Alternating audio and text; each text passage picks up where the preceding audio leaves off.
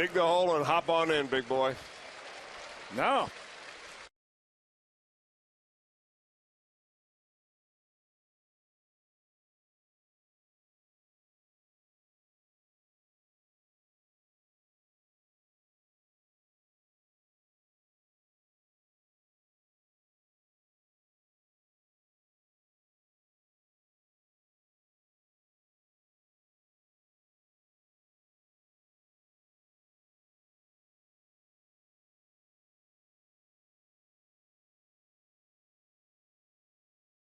Send it over to Aaron Seabree. Hey, Reds fans, the game for today, not too bad of a forecast. We'll see a partly to mostly cloudy sky. By the time we see the first pitch, temperatures will be right near 60. It'll be breezy tomorrow, though. Winds will be out of the south 15 to 20 miles an hour. By the fifth inning, 64 and 67 degrees. By the time they pitch the final or have the final out. So overall, maybe an isolated shower, but it looks partly to mostly cloudy and warm. That's good stuff, Aaron. Thank you very much. Speaking of good stuff, Chris, how about the Reds defense? Well, the Reds defense last night on display. Jay Bruce climbing the wall to make a play on a foul ball. Really saved Travis Wood some extra pitches, but that is a play right there by Edgar Renteria in the ninth inning to really save something. They almost turned a double play, but had that ball go into the outfield, who knows what would have happened in the ninth inning. We talk a lot about catching so far, but I think one of the really unappreciated parts of this ball club defensively is what the Reds have behind the plate. Ryan Hannigan, Ramon Hernandez last year combined for the fewest pass balls in all the National League. They are third in the National League in throwing those runners out, so pitchers can be well comforted to know that when you get a runner on base, you've got a strong arm catcher behind the plate, no matter who it is, to be able to shut that running game down. All right, we're just about set to go. The Reds trying to open this season with 3 straight wins over the Brew Crew.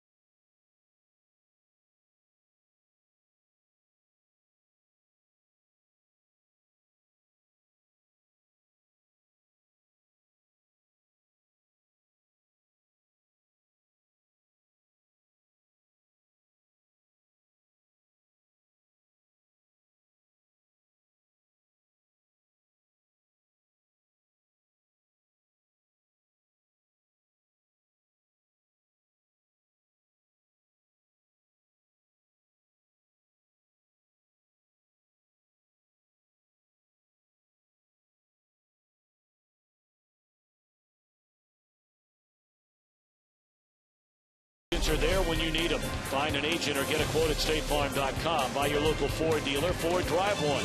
By Cincinnati USA. Come for the Reds, stay for the fun. Book your trip at CincinnatiUSA.com. And by Skyline. Whenever you're feeling good and hungry, it's Skyline time. Crowd still rolling in on this gorgeous Sunday afternoon. The Reds and the Brewers wrapping up this weekend series to start the 2011 year. Brewers, of course, came out rolling behind Ricky Weeks on opening day. The very first batter of the game, he homered. But the Reds have won the first 2 games of this series. It's strike 1 to Weeks, and we are underway.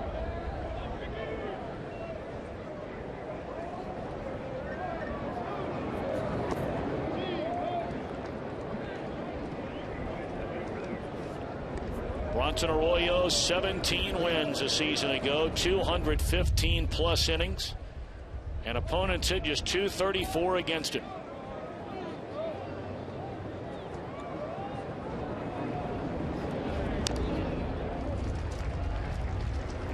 Tom, when you size up this ball game, you know, Bronson Arroyo has pitched a fair amount against the Milwaukee Brewers, although last year he only faced them one time, which is very odd considering the fact that they're in your division. You seemingly play him twice a month. But he's a guy that gives a lot of these players on this ball club really a lot of problems. Ricky Weeks really one of them. In fact, Weeks is hitting only 120 in his career against Arroyo, who really specializes in getting right-handed hitters out. And with a breaking ball like Arroyo's, Ricky Weeks, a good fastball hitter, you know, that's what Arroyo wants to get him out with, is that breaking ball. Weeks barely able to make contact there to stay alive at 2 balls and 2 strikes. You saw those numbers. Chris mentioned the batting average, 120. That's 3 hits and 25 at bats. You know, if you're Ricky Weeks, you know what Bronson Arroyo throws, and you tell yourself, all right, I got to be patient. I got to be patient. Got to wait back for that breaking ball, and then occasionally you're going to see him try to sneak the fastball by him. And he tried to, and Weeks has done it for the 2nd time in the series. He's led off the game for a home run.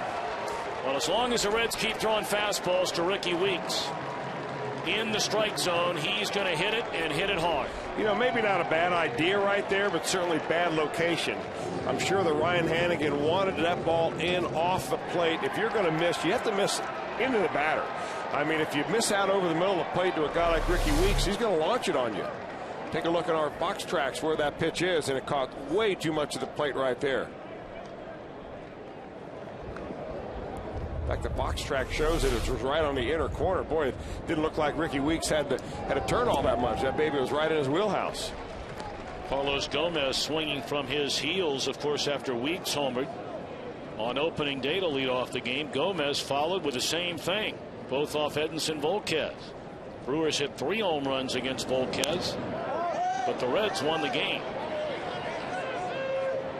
Popped up, Roland comes down the line to get it 1 out. Take a look at Ron Roenicke's starting lineup today for the series finale. Weeks, Gomez, Ryan Braun coming up. Prince Fielder, the cleanup hitter. Casey McGee at 3rd, and Mark Kotsay returns to the lineup in right field. Betancourt, the shortstop. Kataris behind the plate today, and left-hander Randy Wolf, who's given the Reds all kinds of problems in his career, is on the mound.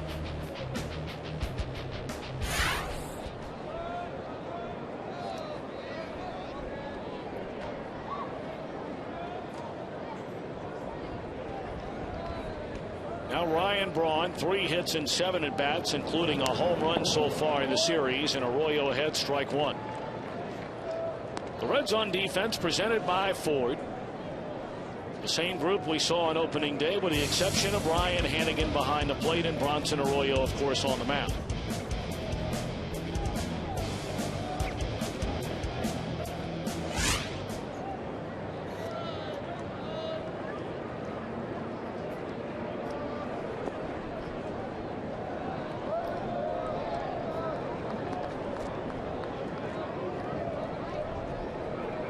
It's a very breezy day today in Cincinnati, and judging by the flags out in left center field, the wind is blowing straight out that way.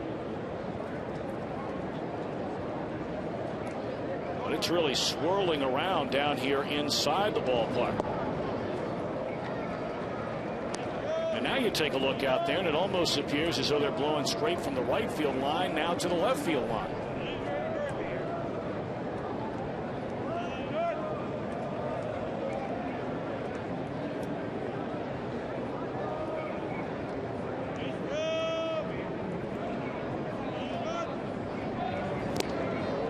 Two and two to Ryan Braun.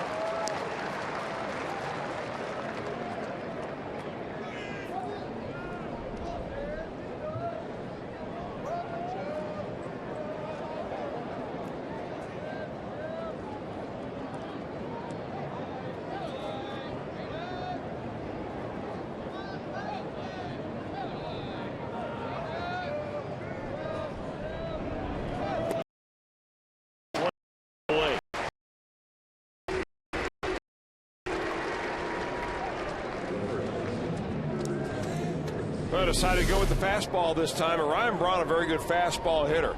And that ball simply just right by Ryan Braun at 87 miles an hour. It's about deception with Arroyo. And not necessarily about just raw speed, obviously. And Ryan Braun usually doesn't swing through too many of those right down Broadway. Well, now the big fella, Prince Fielder. First pitch swinging, pops it up. Coming in to get it behind the mound is Giannis, and that is out. But damage done as Weeks leads off the game with a home run. Reds come to bat in a 1-0 hole.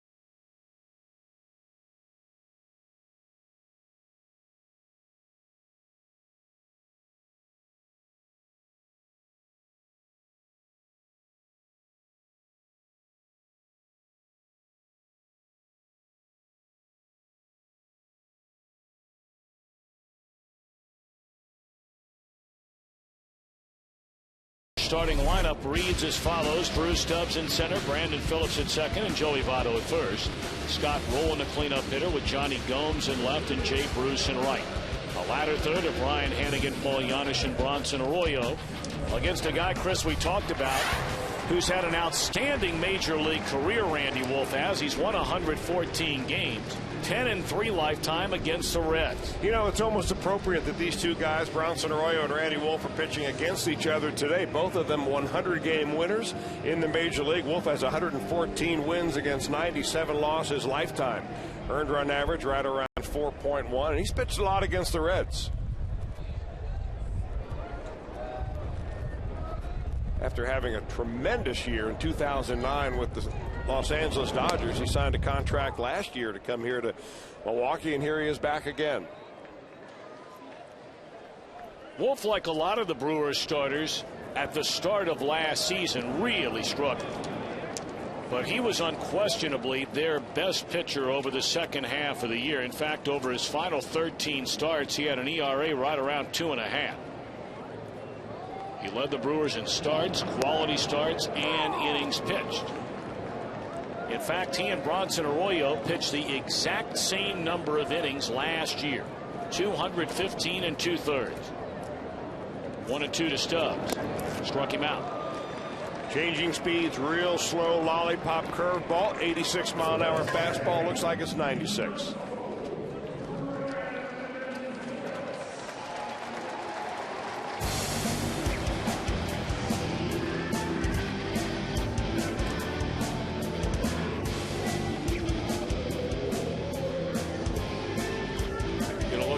On defense, presented by Ford.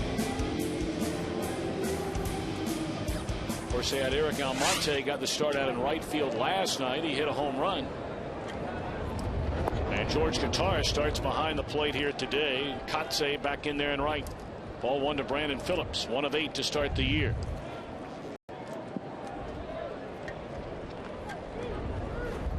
Why has Randy Wolf been so dominant against the Reds? I mean, they're by far and away better than his overall numbers as a pitcher against everybody else. Well, for so many years, the Reds were so left-handed dominant.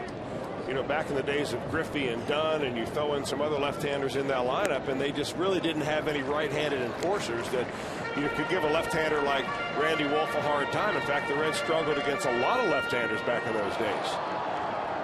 And more recently, though, Randy Wolf has, you know, come back to earth against this Reds ball club.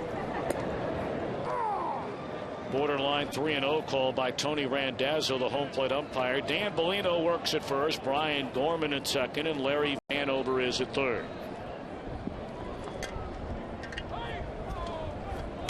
Three and one on Brandon.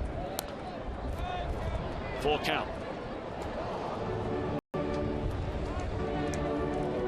Randy Wolf liked it in Milwaukee mainly because they scored a lot of runs for him. You see, these are the leaders last year in the National League with the most run support by their ball club. Johnny Cueto and Randy Wolf right atop that leaderboard. They're picking the right day to pitch.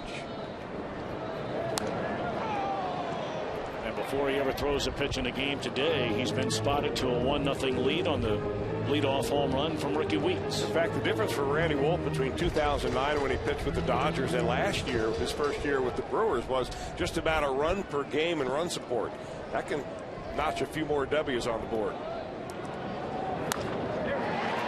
Short right field, that will fall in front of Kotze, a base hit for Brandon Phillips.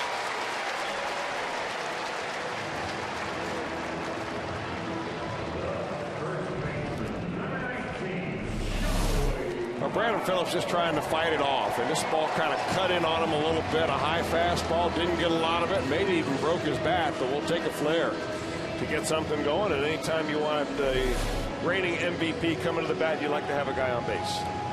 One of the things that should be interesting to watch this year in regard to Brandon Phillips is how much will he run this year? You know, he had those years of 25, 32, 23, 25 stolen bases. Last year, batting more frequently up in the batting order, where you would think you'd run a little bit more. His on-base percentage, his batting average was roughly where it is year in and year out, but that number in stolen bases dropped down to 16.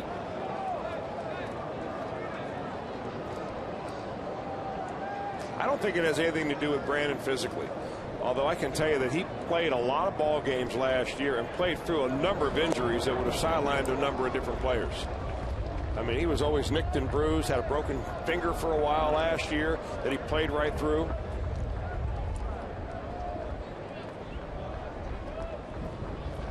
Although when you see the numbers there, Tom, of his stolen bases out of attempts, and you've got a 57% success rate, that's maybe not the kind of stat that you want to press too much. The rule of thumb really in big league baseball is that if you can't make it 80% of the time, it's not worth the try.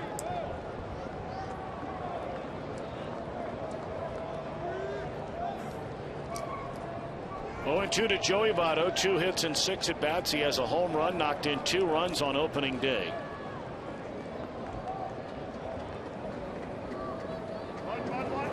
The Brewers are the only team that I can remember, and Chris, perhaps you could refresh my memory about another club, but they very much put on the defensive shift with Votto, who we see frequently hit the ball the other way. Yeah, it's interesting that they would do that against a left-hander too. Remember, Wolf's breaking ball will go away from Votto. Votto's good at hitting the ball the other way. There goes a runner, and a bouncer over the mound right to the shortstop, and that's an easy double play. So a scoreless opening inning, 1-0 Milwaukee.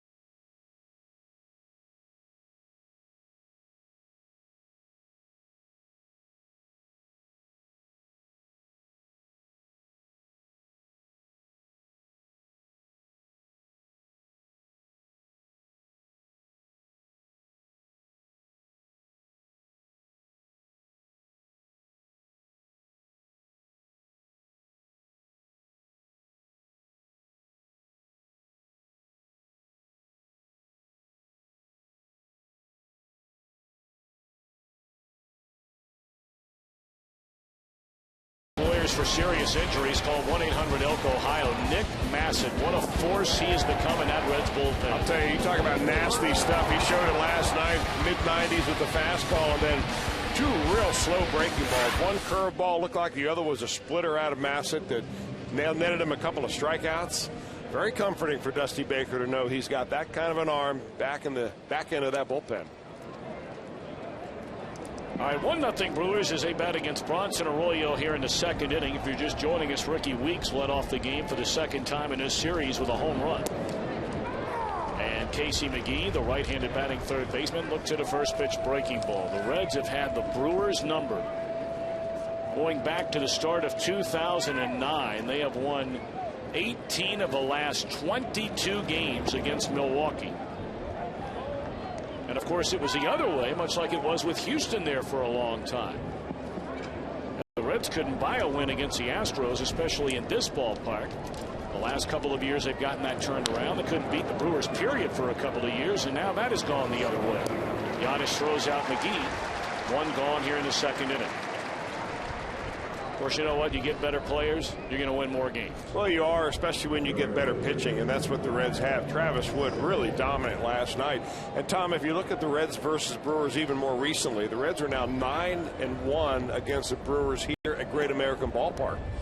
I mean, the only other teams with better records than that are the Blue Jays against the Orioles. They're 9-0 there, and the Astros right now against the Pirates. They're 9-0 there. So that's about as dominant as you can be when you host them here in town.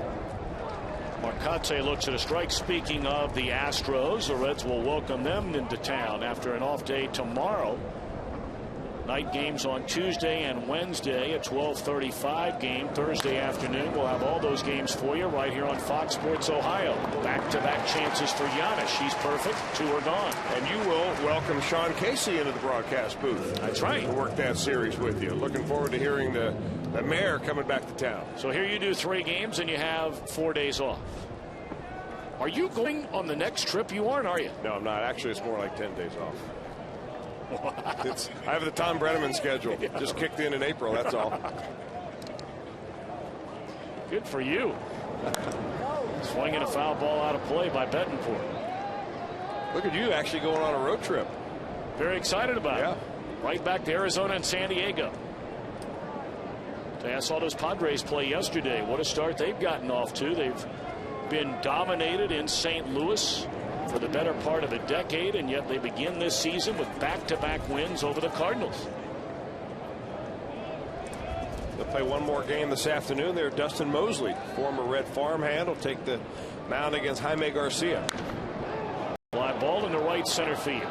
Room out there for Drew Stubbs. 1, 2, 3 go the Brewers. Rolling Gomes, Bruce coming up. Reds trail by a run.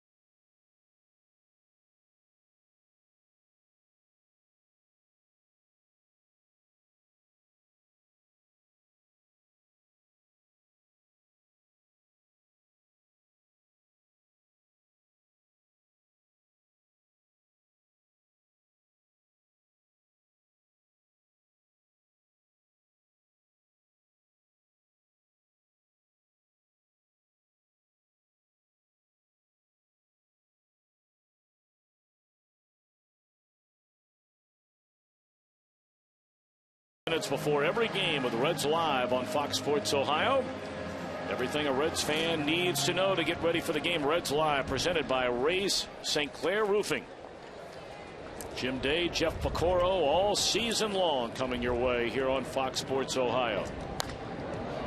A rocket off the bat of Roland, and a real nice play by Fielder. One pitch and one out to begin the second inning. You know, that's the kind of play that can oftentimes surprise the opposite infielder.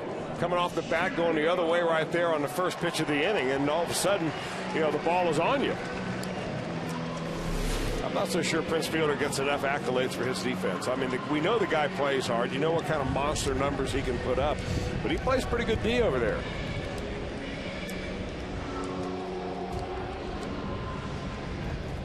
Of course, we like our guy.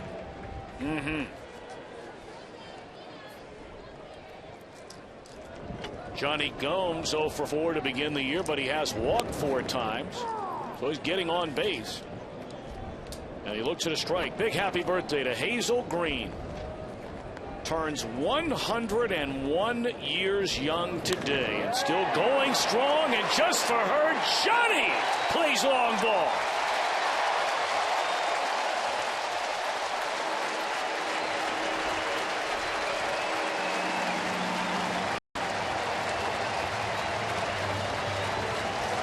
Now we knew it wouldn't take too long. Johnny Gomes getting a home run swing down. And he's facing a guy today that he has had a real good run of against in Randy Wolf. Little cut fastball that I guess Wolf wanted in a little bit more, and all it did was hit the sweet spot. Our look from our Exmo swing from Johnny Gomes. Look at the numbers that Johnny Gomes has compiled against Randy Wolf coming into today. Not even included that 2 home runs. You can change that to 3, but you know those numbers don't lie. Not when you have as much experience against one pitcher as you do. You know, Wolf looked at that lineup and said, Gomes is the guy that kills me. I got to figure out a way to get him out. So far that hadn't happened. And here's another guy in Jay Bruce that has essentially owned Randy Wolf, and he continues it as well. And speaking of birthdays, today is Jay Bruce's 24th birthday. So happy birthday to him, and a base hit for him.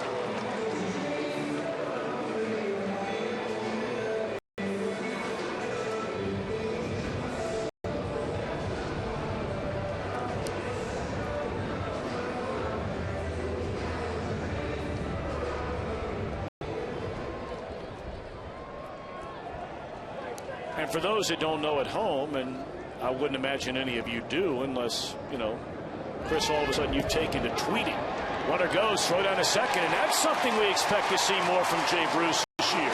You know, I'm happy to see that, too, because he's a young guy, obviously just having turned 24 today. You know, his wheels ought to be at the peak of his game. But he had a big jump down there. Randy Wolf never even paid attention to him. In fact, Prince Fielder was about 4 feet off the first base bag. I'm not really sure why they did that, except that they invited Jay Bruce to take a base, and he did. Just want to point out that you were the one who predicted that Johnny Gomes home run before the game ever started today. For what it's worth. Can't take credit for the swing or the run, but all you can do is look at the numbers and say, hey, man, this guy owned Wolf in the past. There's a good chance he's going yard today. So there you go. Runner at second with 1 out. Ryan Hannigan takes on the outside corner a strike. Do you have a prediction for us? How about a tomorrow night prediction? A basketball prediction. I know who I want to win. None of my predictions have been right in the entire tournament. Nor has anyone else's. No, well, you're right about that. I thought the Big Blue was going to win last night. Yeah. I think a lot of people over there in the Commonwealth felt the same way. 2-1 to count. But I think it's safe to say America always loves the underdog, and there will be a whole lot of people outside of Connecticut and the greater New York metropolitan area that'll be rooting for the Bulldogs of Butler. Yep. You know, our baseball statistician, Joel Lockup, brought a stat to me yesterday. Said that, did you know that Butler is the first team from Indiana to go to the Final Four in back-to-back years? It's amazing. And yeah, how that's about that? Great stat. Memo to Bobby Knight. When do we get stuff like that for a baseball game? I've got it all. You have to show up early. 3-1 pitch. Out of play.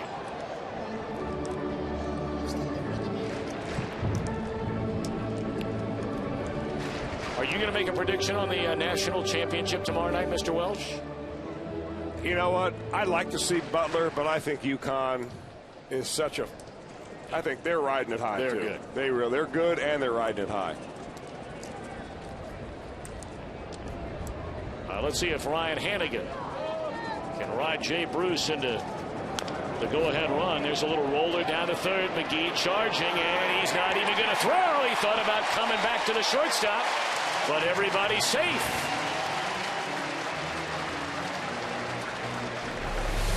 That's why you run hard on every play, no matter what. Some guys get angry. They didn't hit the ball hard. Now, he's got to come 3 or 4 steps. He gets this ball very low, and he looks up immediately and realizes there's no way to get Hannigan. Now, maybe you're going to get the runners, creeping across third base a little bit. Jay Bruce had to go back in on his belly, but the Reds are playing him on the corners.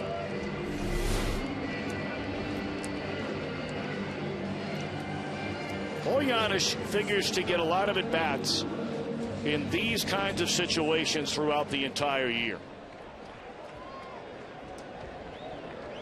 Here he has runners on the corners, only 1 out in the inning. Can he break this 1-1 tie? He's down strike 1.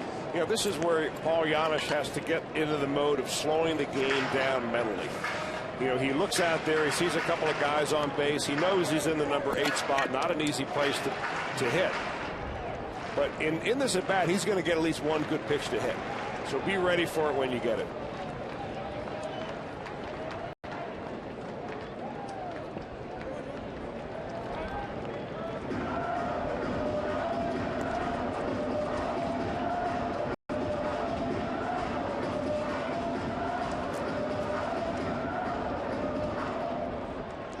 Well, the way Janisch handles a bat, do you consider even starting Hannigan here to avoid a double play? Well, Randy Wolf, not really a strikeout artist, although he did strike out Stubbs to start the game. Not a bad idea. They may be thinking the same thing. That's why the throw over. A lot of times when you put a hit and run on, you take the pressure off the hitter, because then all he concentrates on is making contact with the ball, hopefully on the ground, instead of trying to drive the ball in the gap or do something special with it. And it's a base hit into right field. Scoring is Bruce, and the Reds have a 2-1 lead. Nice piece of hitting right there by Paul Janisch. Sure is. This ball coming in on him right there, and he's thinking, use the whole field, especially the part between the gaps. And he really stays behind that ball nicely. We saw the other day, Tom, on opening day, how he was pulling off the ball so badly, his left shoulder flying open. He's made the adjustment. Our Performance Honda, Fox, no camera down there. What's nice, isn't it? Yeah.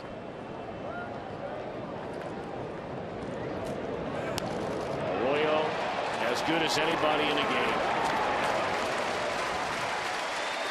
You never take anything for granted. Nothing's automatic. This is an extremely difficult game to do, even oftentimes bunting. But Arroyo is mighty good at it. Well, the whole idea is to draw the third baseman in enough that he can't make the play at third base. So Arroyo does that. You want to get it somewhere down between the mound and the third baseline, preferably earlier in the count to keep your runners from going back and forth on foul balls. But especially when you've got the catcher at second base on a force play, you've got to make sure you get the ball down the line so they don't flip you up with a double play. Well, now you have a chance to do some major damage in this second inning against Randy Wolf. Reds have scored twice to take a 2-1 lead. They have a pair in scoring position. And Bruce Stubbs, who struck out his first time up, looks at the breaking ball low and in. Stubbs already with a home run, a double, a triple, 2 knocked in.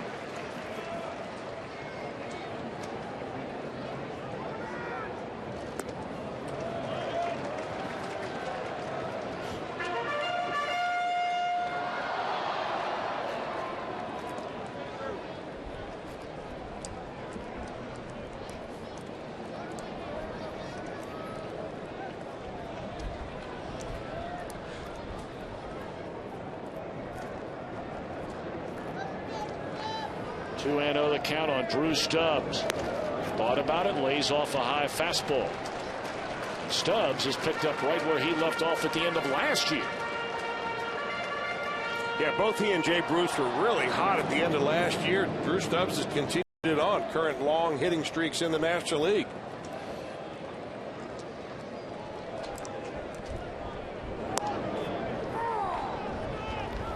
Big pitch coming up next to Drew Stubbs. Well, if you're Drew Stubbs, though, you've got to make sure this is a strike. They've got a base open, 2 outs. There's no reason here that you're going to think Randy Wolf is going to pipe one for you. Make it be down Broadway, though, before you hack at it. He walked him to load the bases for Brandon Phillips.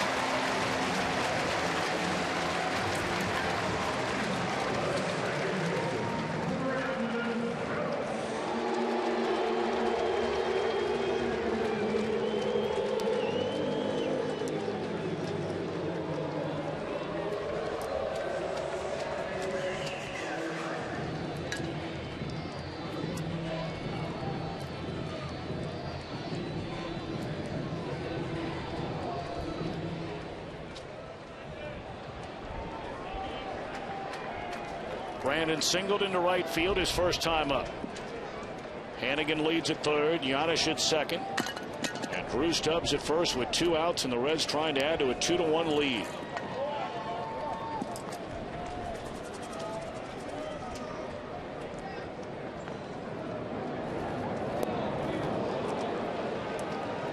Kind of interesting the way they play Brandon Phillips in the outfield.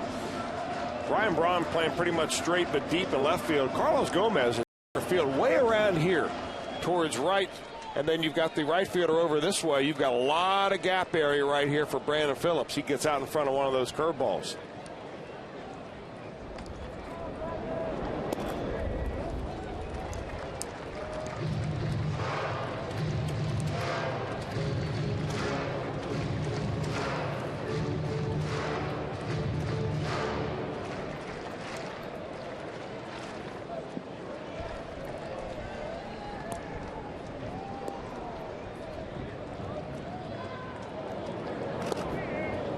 Pitch on the inside corner to get ahead at 1-2.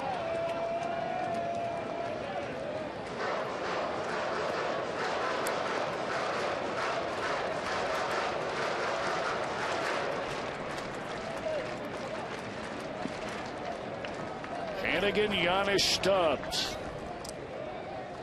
with 2 away in the inning. And Phillips behind in the count, a ball and 2 strikes.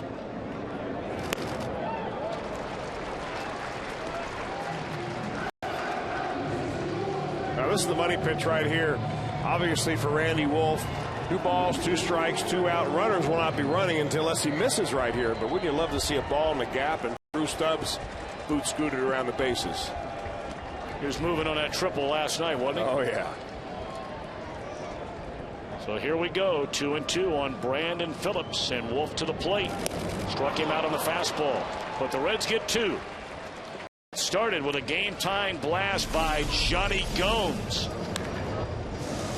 End of 2, Reds 2, Milwaukee 1.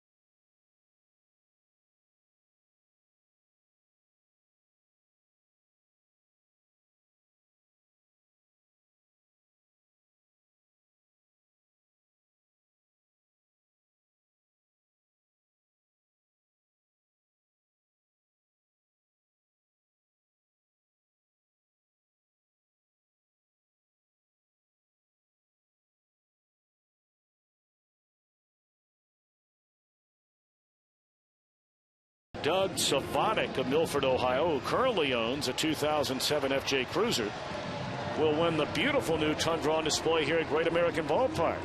And you can register for your chance to win by seeing your Cincinnati and Northern Kentucky Toyota dealer.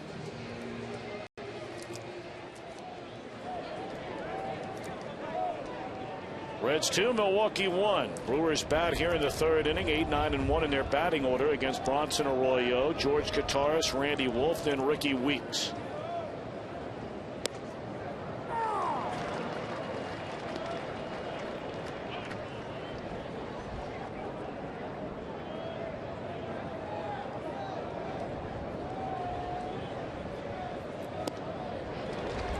A ball and a strike on Kataris. Of course, Jonathan Lucroy, their regular catcher, broke the pinky finger of his throwing hand very early in spring training. Had surgery. They've taken the pin that they put in it out, and they figure to have him back ASAP.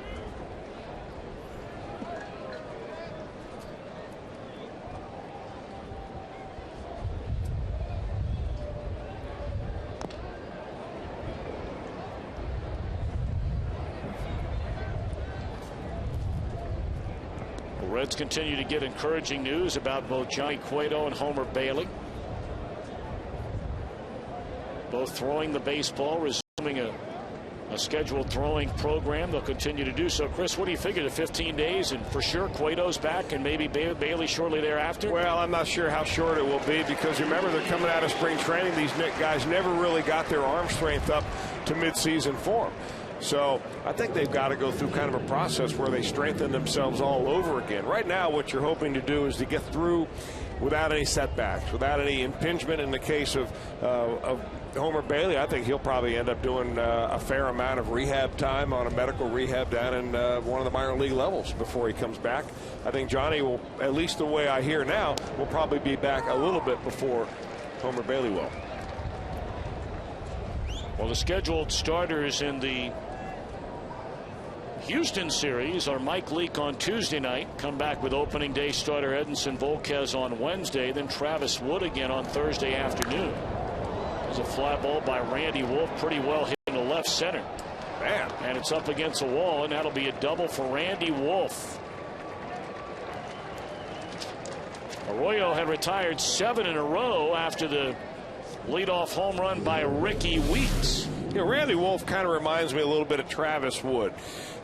In as much as he's a good athlete overall, he can swing the bat, he feels his position. That time he takes a pretty good sinking fastball, takes it the other way, and bops it right off the left field wall.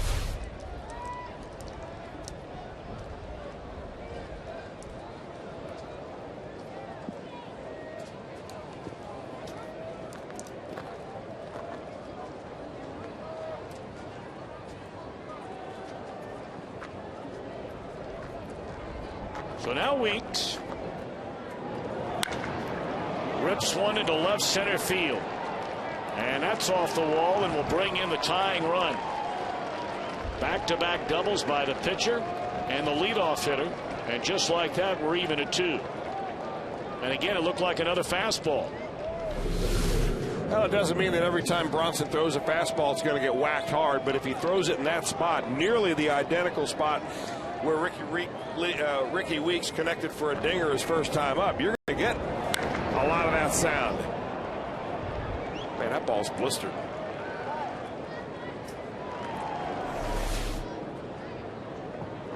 Maybe I'll try a curveball on him. Try a curveball on Carlos Gomez. It misses up and in for ball 1. Go ahead and run at second. 1 out.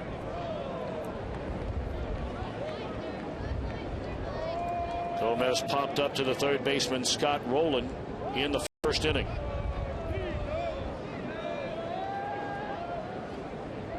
So Wolf able to pitch out of major trouble after giving up 2 runs. The Reds were still batting with the bases loaded in the bottom of the second inning, but Wolf able to strike out Brandon Phillips, avoiding big damage.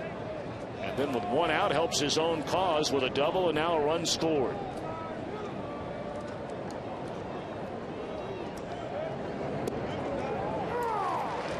1-1.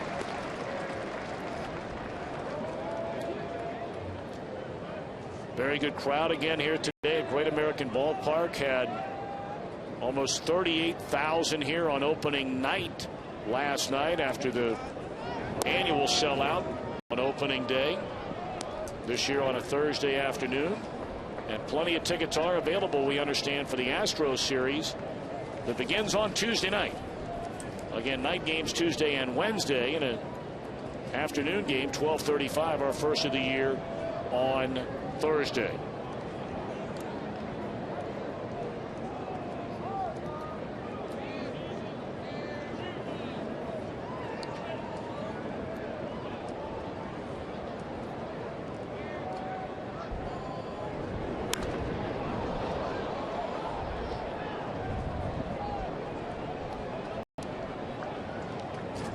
Gomez will begin the year for the second straight time with Milwaukee as their regular center fielder.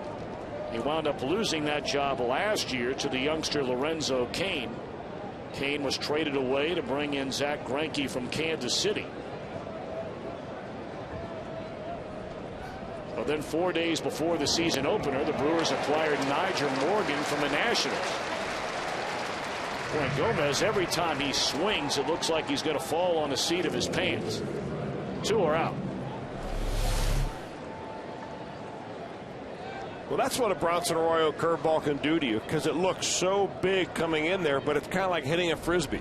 It starts to break, and it keeps breaking and keeps breaking, and you think you're waiting long enough for it, but it never gets there. Well, most of the time never gets there.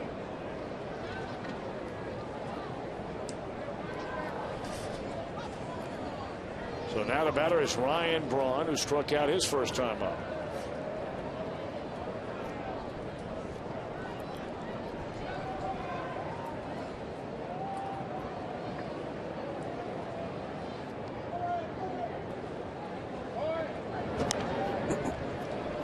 Slow roller to Brandon Phillips, and that'll retire the side. The doubles by Wolf and Weeks produce the game's tying run. It's 2-2 after 2.5.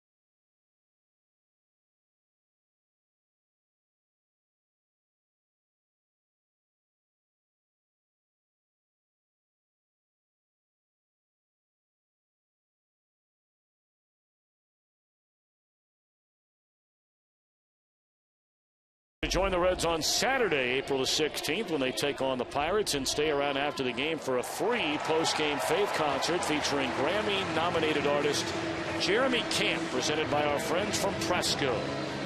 In addition, the first 20,000 fans of the game receive a 2011 team calendar. For tickets, call 381-REDS or visit reds.com.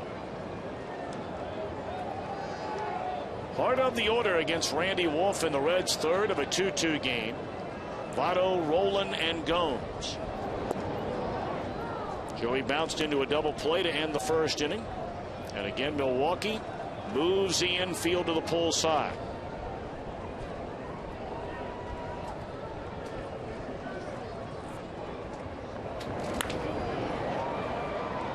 Right at the second baseman, Weeks, 1 out. Well, you can join FoxSportsOhio.com's Hall of Fame baseball writer Hal McCoy right now for a live in-game chat. And also check out the latest from the Big Ten and our insider Bruce Hooley. It's only on FoxSportsOhio.com, presented by 1-800-SAFE-AUTO and SafeAuto.com.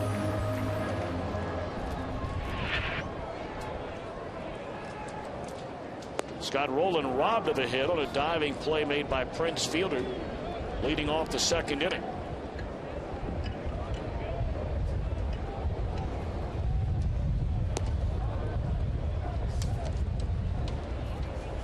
This time the infield moves to the other side. Yeah, they really do. I mean, you've got Ricky Weeks at second base playing nearly behind the bag, and Prince Fielder way off the bag at first base.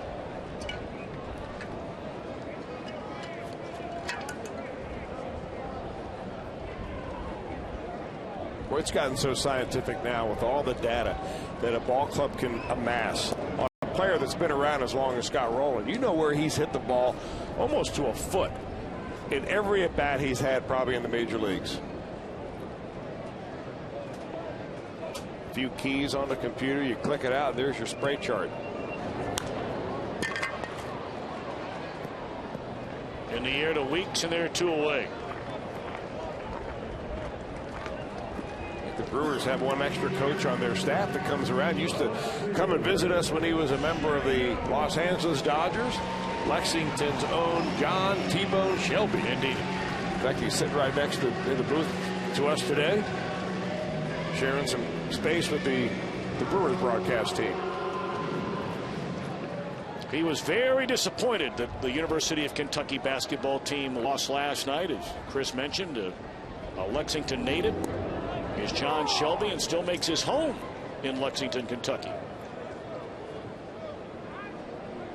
Johnny Gomes homered to left center field to get the Reds on the board. That was back in the second inning when they got both their runs against Randy Wolf. If you're just joining us, Ricky Weeks led off the game with a home run. Reds got 2 runs in the second. Weeks with a run-scoring double to tie it in this third inning.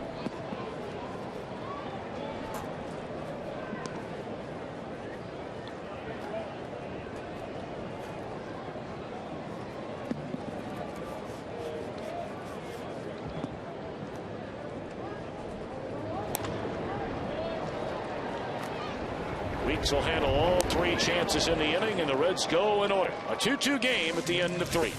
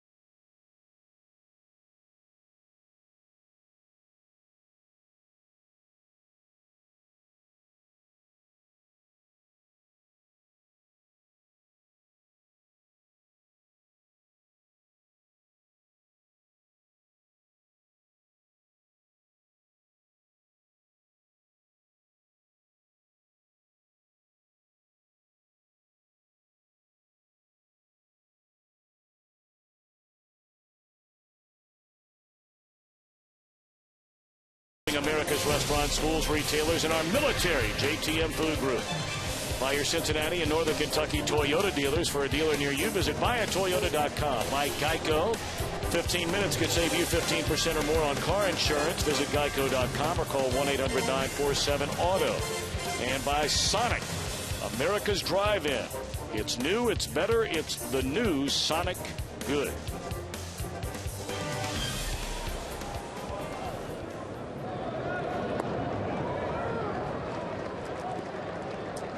Two runs, 3 hits for Milwaukee. 2 runs, 5 hits for the Reds as we open the 4th inning.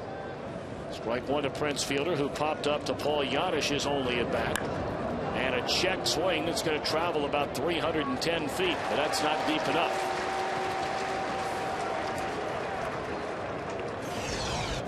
Let's take a look at our AT&T trivia question today. Prior to last year, Chris, when was the last time the Reds had 3 or more Gold Glove winners in a single season? Reds had 3 last year. Scott Rowland at third, Brandon Phillips at second, and the man on the mound right now, Bronson Arroyo.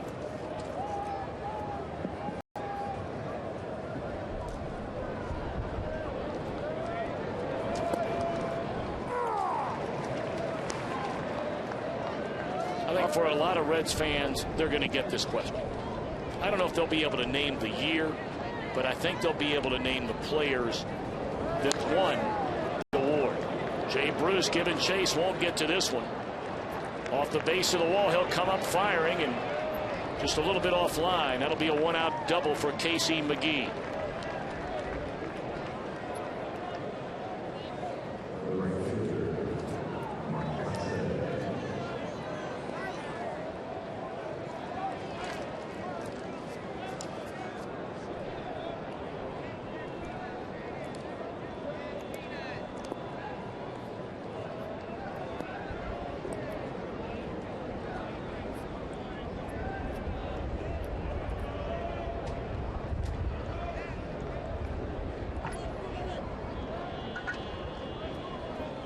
Marcotte grounded out to Paul Janish, his only time up today. Go ahead run at second with 1 out in the 4th inning.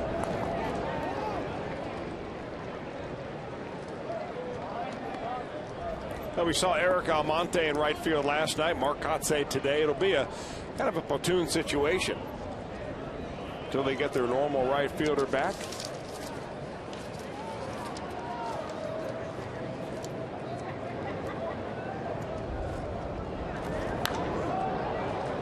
Into center field, it'll hang up long enough for Drew Stubbs to get there, and they're 2 out. They're hitting the ball pretty well off of Arroyo right now. They're hitting a few Adam balls. The last time this particular part of the lineup went through, it was an easy 1-2-3 inning.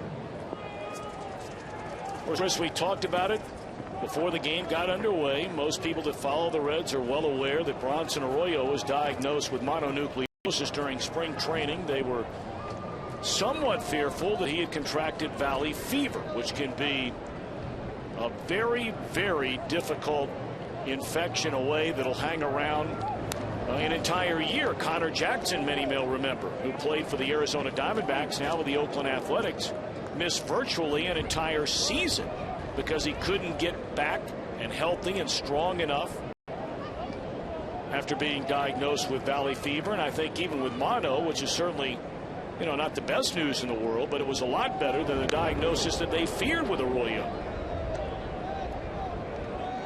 Well, even mononucleosis, from what I've heard and read, Tom, is something that doesn't go away overnight.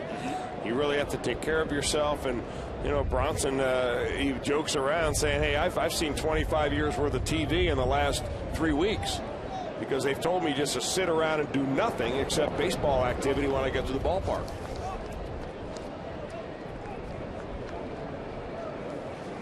Tough for an active guy like that to shut it down.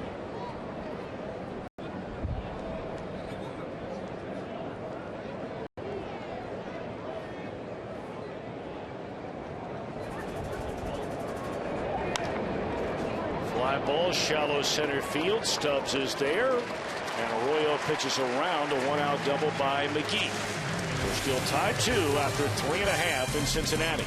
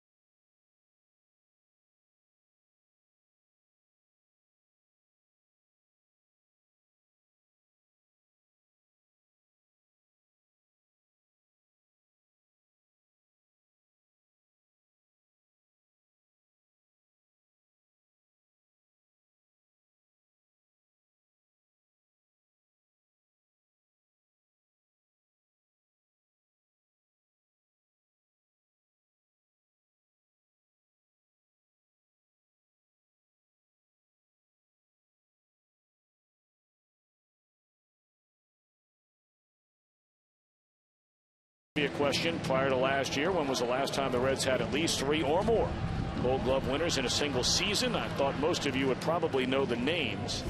Maybe not the year, but 77. I mean, Geronimo, Bench, Concepcion, Morgan. Does it get any stronger than that? Up the middle? Yeah.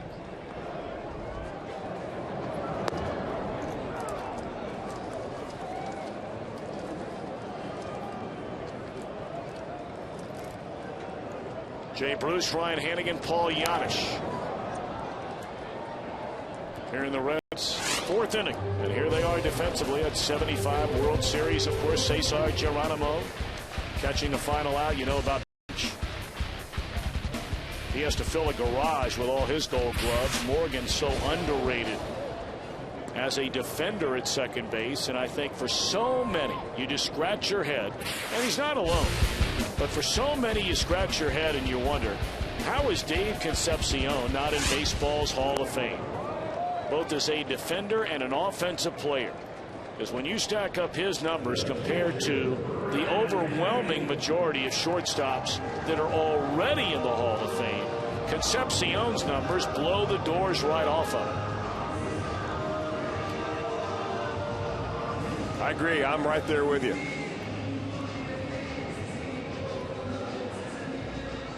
And not far behind him ought to be Barry Larkin. Well, I think it's a pretty safe bet that Barry Larkin's going in next year. With all the support that he has received his first 2 years, when you look at the players that are eligible, there aren't those, sort of lock, stock, and barrel first ballot guys that'll be coming up for the first time next year. I would think we'll see Barry Larkin inducted to Cooperstown next summer.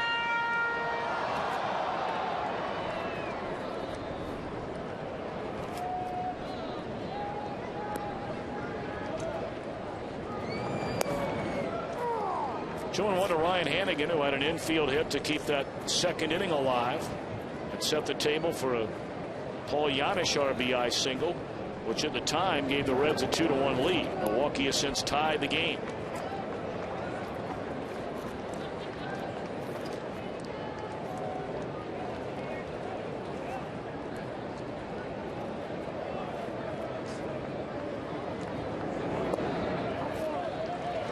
Hannigan draws a walk. Boy, oh boy, he's an underrated kid as far as being a tough out at the plate.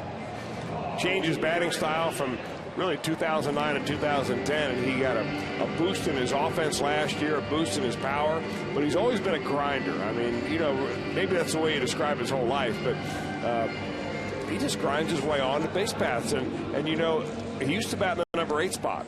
And he would take a walk like that, and the pitcher come up next and lay a bunt down. But you're right, you're going to see Paul Janisch, if he stays in the 8 spot, that in this type of situation a lot, where you may see a lot of hit and runs. You'll see maybe some bunts, bunt and runs, all sorts of things. Hannigan last year, now he didn't play every day. He spent some time on the disabled list, but he certainly got a high number of at-bats. That's a nice play made by Katars, preventing the runner from advancing. But Hannigan last year walked 33 times. He only struck out 21 times, which made him one of only 12 players in all of Major League Baseball to have walked more than he struck out. I like that stat. That's a great stat.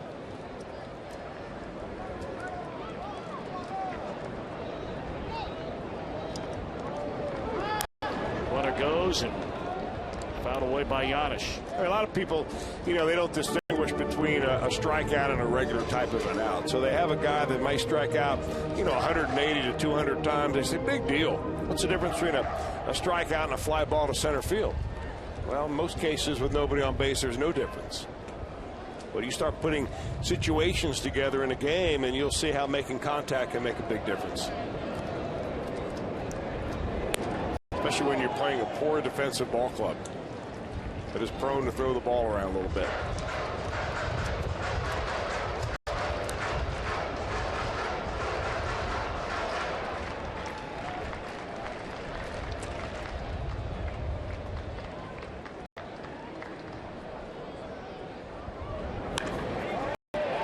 In the air, left center field, Braun giving chase. He's not going to get it.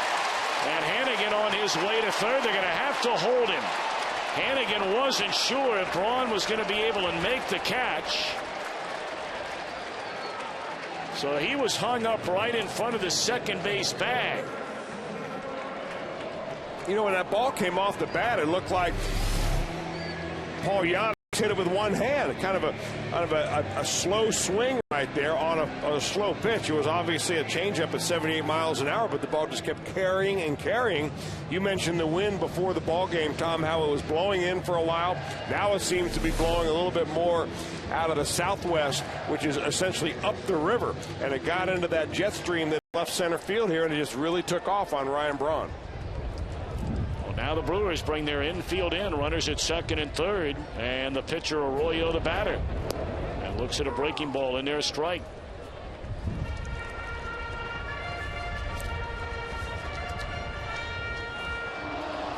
Arroyo, a career 133 batter, but last year, remember, he had a home run and knocked in 8.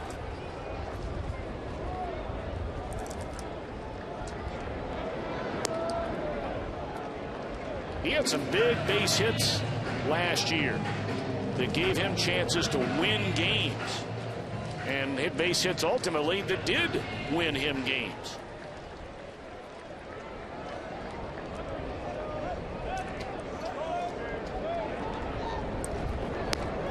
Good eye, 2 balls and a strike.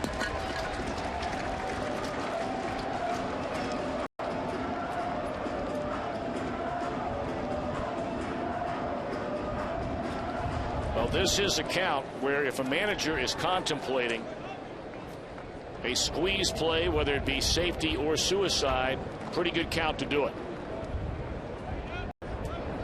Not this time, it's 3-1. Yeah, I think with a hitter like Bronson Arroyo up there, you know, and early in the ball game like this, Dusty Baker will probably go ahead and let him swing away. I mean, a base hit right here probably scores 2. You know, really gets the momentum going. You lay down a squeeze bunt, yeah, you'll get another run in, you'll break the tie, but you'll give up and out in the process. And, you know, this is one of those innings where you may score a bundle if you keep it going. Throw a fastball right by him on a 3-1 pitch.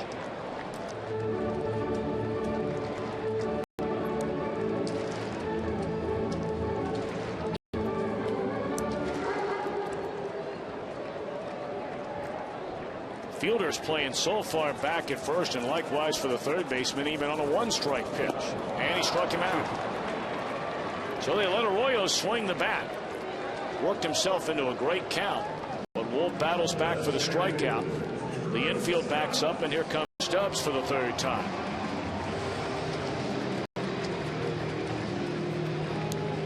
Pretty good job by Randy Wolf right there after he got down the count to come right back after him and get him.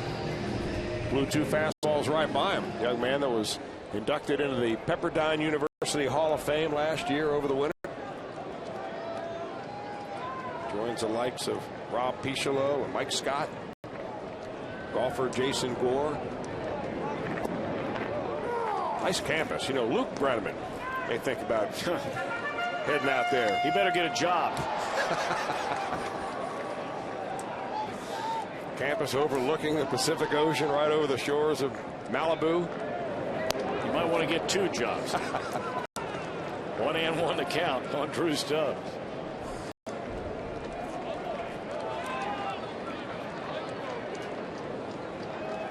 Stubbs is struck out and walked.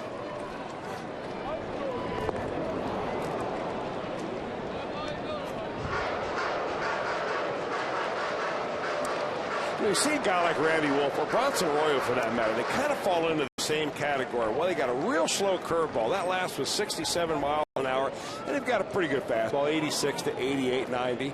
It's almost like you ought to go up there thinking, I'm going to sit on that curveball because I'm going to get at least one. It'll be a tough play here, and they throw to the plate, and safe is Hannigan. That's a pretty smart play by the third baseman, McGee. He had no chance to get Stubbs, but Hannigan coming down the line, and the Reds have a 3-2 lead. Well, that's what speed does for you right there, because everybody in the ballpark knows how fast Drew Stubbs runs, and that slow roller right there, once it bounces for the third time, there's no way you're going to get him at first base. Hannigan runs down the line, and he almost kind of takes away the throwing lane a little bit, it seems like, and he just beats the throw.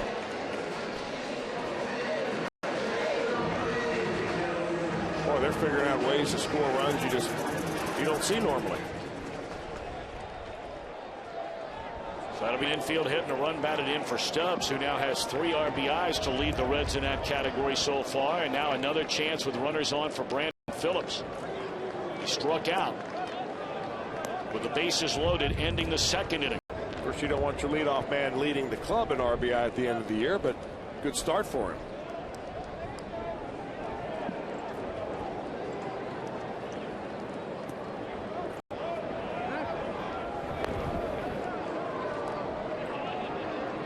Stubbs 1 of 2 in stolen base attempts through the first couple of games this year. Stubbs, if not the fastest runner in the National League, is certainly among the top 3 or 4, and a very good stolen base percentage in his first full year season ago. And Phillips in the air to left field, and Braun will watch it go.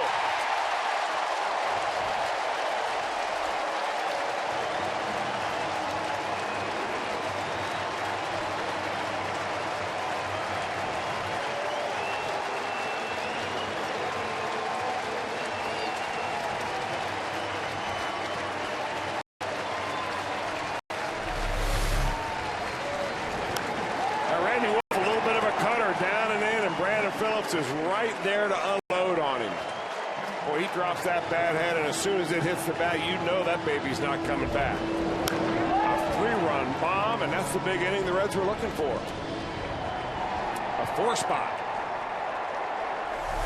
Last time they had a 4 spot was in the bottom of the 9th inning to win on opening day against John Axford. So Brandon getting his first home run, his first 3 RBIs of the season, and the Reds with a 6-2 lead. And the bottom part of the order got this thing started. A 1-out walk to Hannigan, a double by Giannis, and after Arroyo struck out, Stubbs an infield hit to knock in a run in front of the 3-run blast from Brandon. 3-0 on Joey Votto.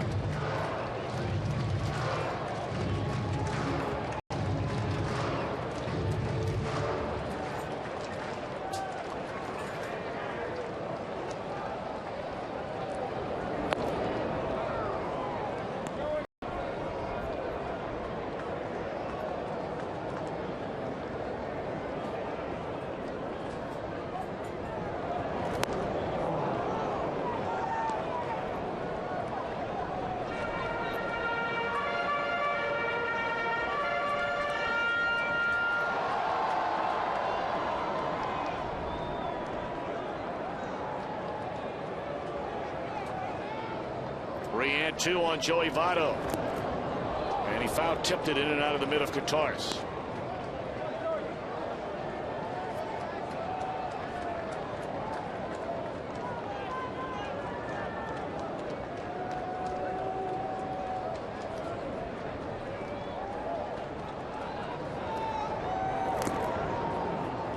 Both dropping down. A little more 3/4 delivery, sidearm like delivery there on Votto.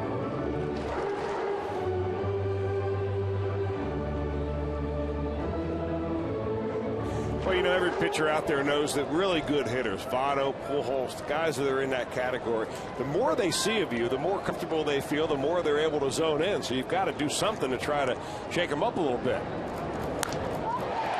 Into left field, a base hit. Yeah, no kidding. No kidding.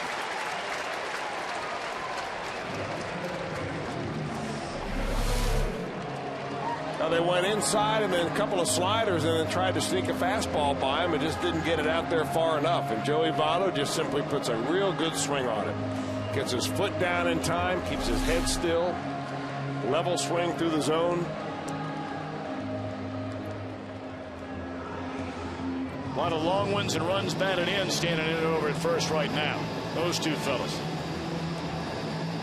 Votto and Fielder. I'll tell you, you look at these two guys and then think about some of the other first basemen in this National League, and again, that all-star ticket First base position is a tough one to get. Well, they generally only take 3. I mean, you start throwing guys like Ryan Howard. Let's just start over there after Albert Pujols, who is #1 on everybody's list. Absolutely. Votto, the reigning National League most valuable player, but I mean, most of the conversation begins, of course, and rightfully so. That ball driven into right center field. And on the run is Gomez, and a bad break for the Reds. It bounces into the stands.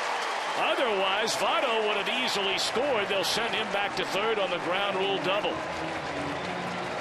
Boy, they are taking it to Randy Wolf here in the 4th. I really thought that ball may be held up a little bit by the way the wind blowing in from that area. But it just kept going and going. Gomez plays a fairly shallow center field anyway. Here's Joey Votto boot scooting it around the bases. He doesn't know that the ball's bouncing into the stands.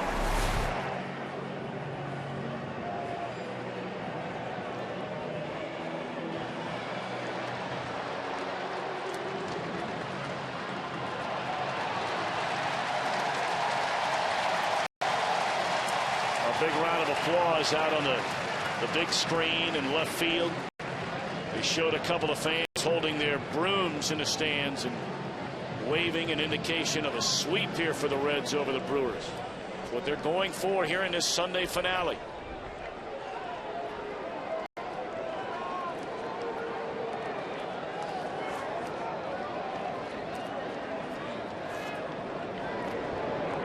Breaking ball to Johnny Gomes, and there's a strike. And for the first time today, the Brewers have action in their bullpen.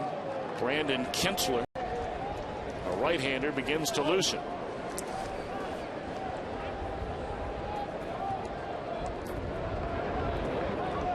I know Jay Bruce has had success against Randy Wolf, but there is a base open.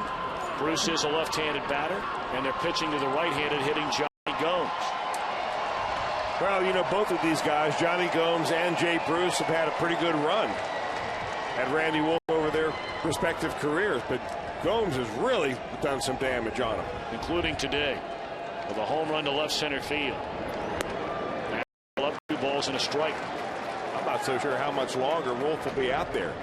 90 pitches right now. They've got somebody up in the bullpen throwing, but Ron Renicke's got to be thinking, man, oh man, I heard about what the Reds have done to the Brewers over the last few years. Now I get to witness it up close and personal. He doesn't like it.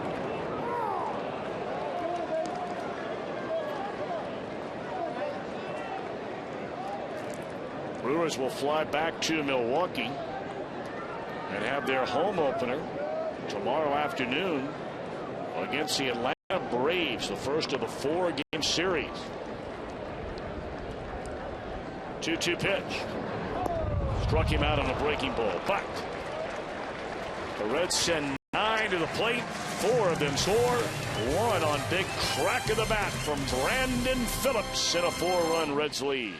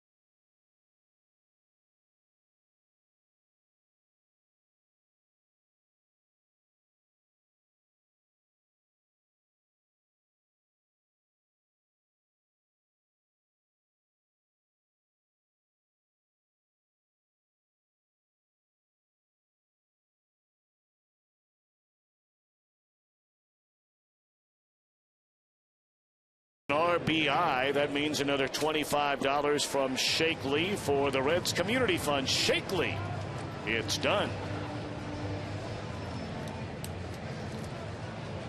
That's $150 so far today. RBI by Johnny Gomes, RBI by Paul Yanish, one by Drew Stubbs, three of them from Brandon Phillips. And the Reds have a 6-2 lead as we open the fifth inning. Bronson Arroyo against George Gutierrez. A pinch hitter. He is standing in the on-deck circle with bat for Randy Wolf. And that's Jeremy Reed.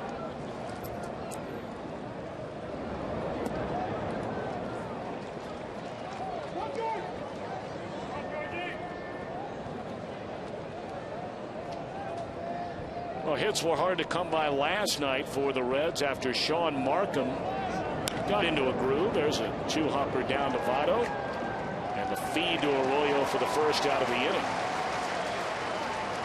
But the Reds scored 4 runs in the game, had only 5 base hits. And here they have doubled that total in the hit category through the front 4 innings against Wolf. Well, it seemed like the offense went to sleep last night, but Sean Markham, I can see why the Brewers are so excited about getting that young man. He really began to start picking the corners, changing speeds. He's got a real good idea about what he wants to do on the mound. I think the Reds just caught him on a night when it took him a while to get his feet on the ground, to get into that groove that he needed to do. And they got a great pitching performance out of Travis Wood. That he was just dominant.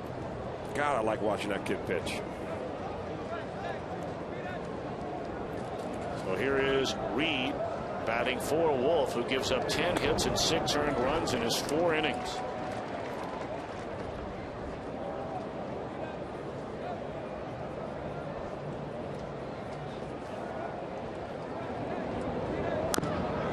Off the plate, Arroyo, an excellent athlete.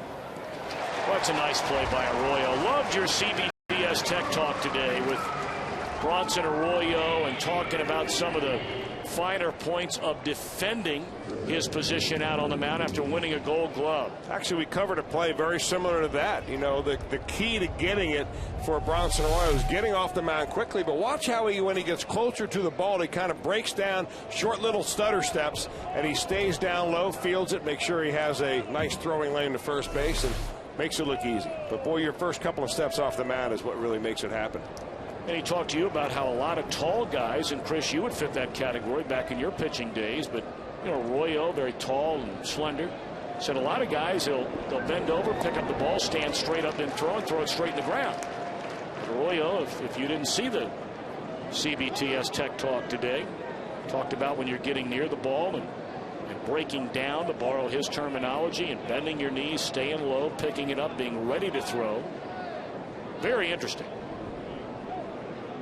How many of those did you tape out in Arizona? 40, 50 of them? We taped about 50 of them, yeah. We did a series with a lot of the different pitchers we haven't done them with before. We did something with Aroldis Chapman.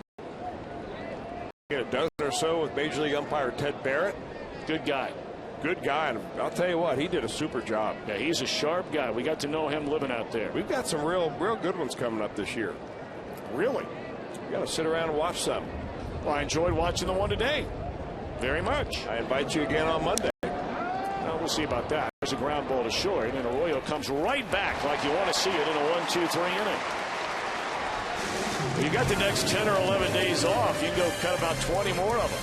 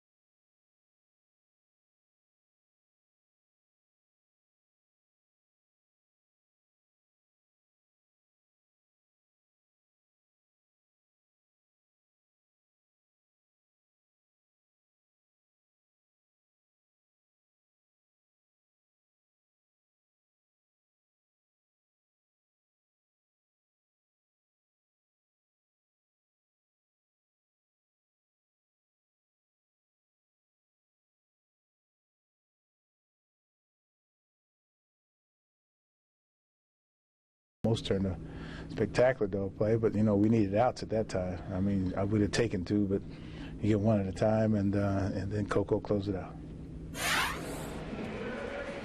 Certainly a major strength. You know, every team in the division has strengths and weaknesses, but there is very little doubt the best defensive team in the National League Central, the Cincinnati Reds, on full display again here last night. And maybe the most athletic team as well, which helps you with your defense. But I mean, you know, in reading some of the articles from around those cities and other in this division, I mean, there are observers that are saying there are a few teams out there that just have no team speed like they did a few years ago. And, you know, now the Brewers have improved their team speed overall quite a bit. And they're a pretty athletic team. I think they're probably in this division the second most athletic team overall behind the Reds. But it's nice to have speed.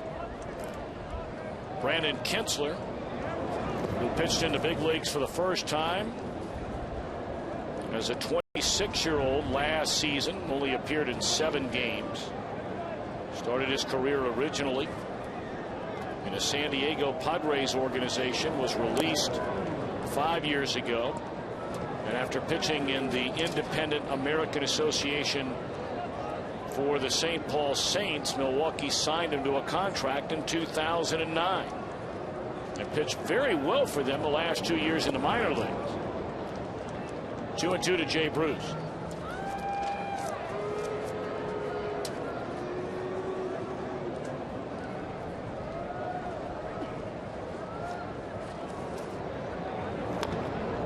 That's a great story, isn't it? A guy, you pick him out of the independent league, and, you know, it looks like his career is over. He's just maybe going to give it one more shot. Gets a chance to get back into organized baseball. Next thing you know, he's in the major leagues.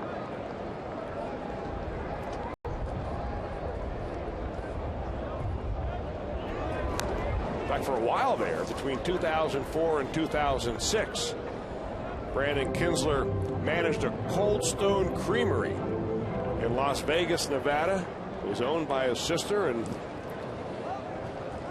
figured out a way to strengthen that right forearm by scooping some of that ice cream out. What do you think? Like it.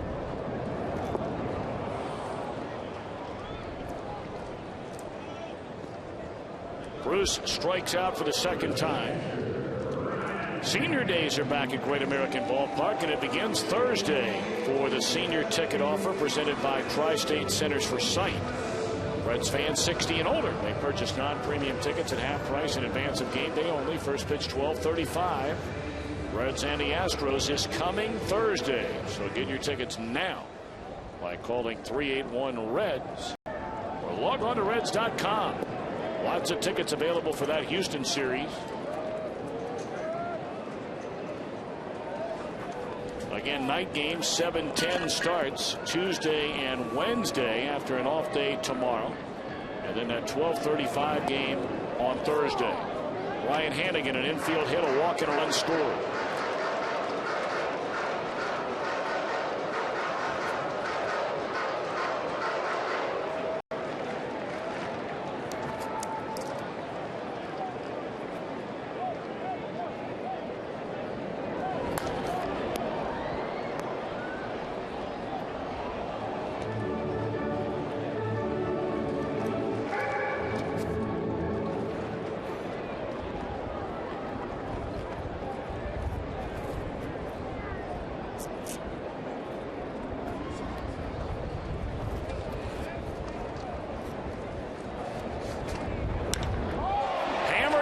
Center field, and Hannigan plays long ball.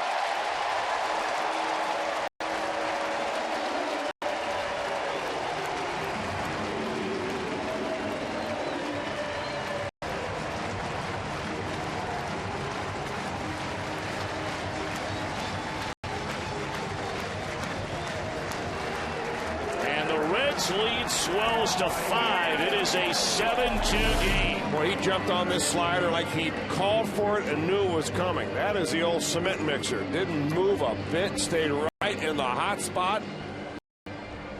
See ya. Home run number 1 for Hannigan, who's been on base all 3 plate appearances today with 2 unscored.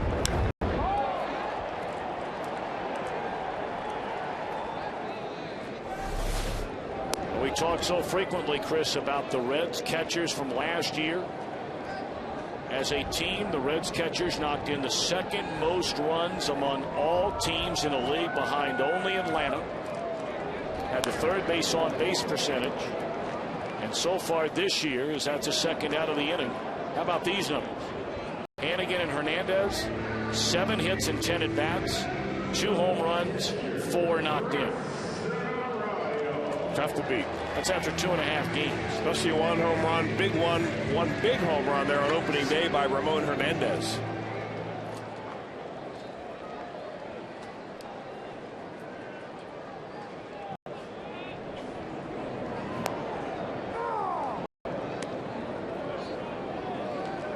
This entire city was buzzing. You and I spent a lot of time together after the game on Thursday, and then come Friday, you get up. You know, first thing I did, I got up in the morning, go to the grocery store, and it was unbelievable the way people were so excited about the way the Reds came back and won that opening day game. And they're excited about this. Bronson Arroyo going into second base with a double.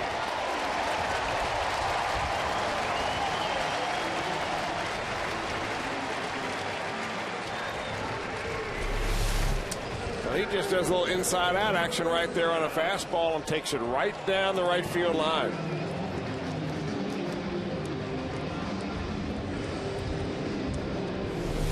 Well, these guys are making this game look easy, and it's not.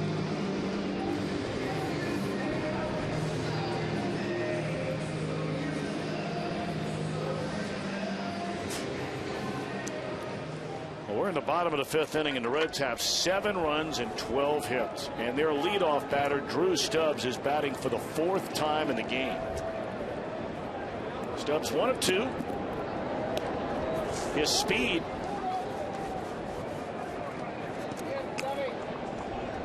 led to an infield hit with 2 outs to bring in a run in the 4th inning, and it set the table for Brandon Phillips, who followed that hit from Stubbs with a 3-run home run.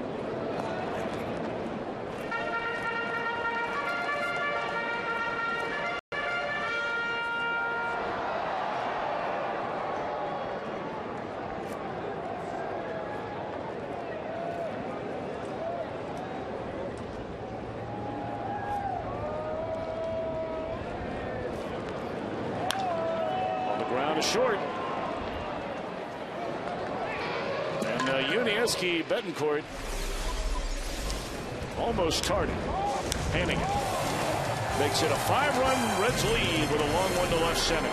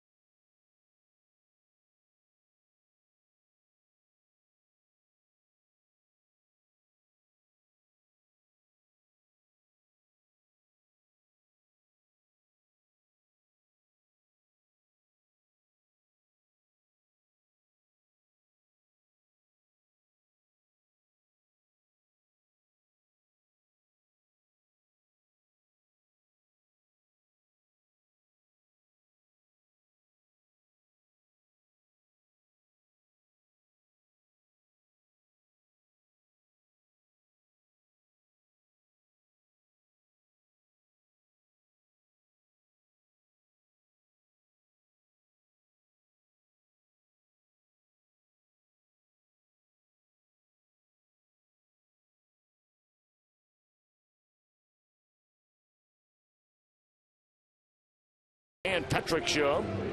Don't miss exclusive guests, including high-profile athletes, celebrities, unparalleled inside access Tomorrow, Dan will welcome in Seth Davis and Al Leiter.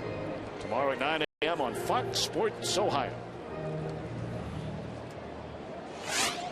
Take a look at the National League Central Division standings this opening weekend of the Major League Baseball season. The Reds, the only unbeaten team inside the division.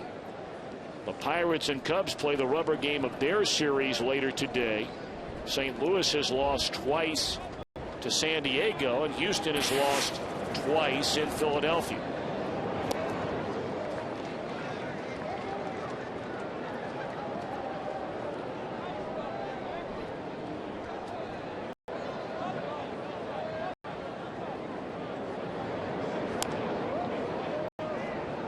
Bronson Arroyo gave up a home to Ricky Weeks leading off the game, and allowed back-to-back doubles to Randy Wolf and Ricky Weeks in the third inning.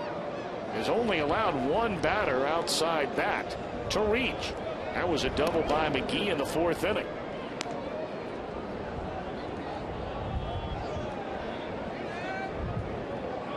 Arroyo with 3 strikeouts has not walked a batter in the game.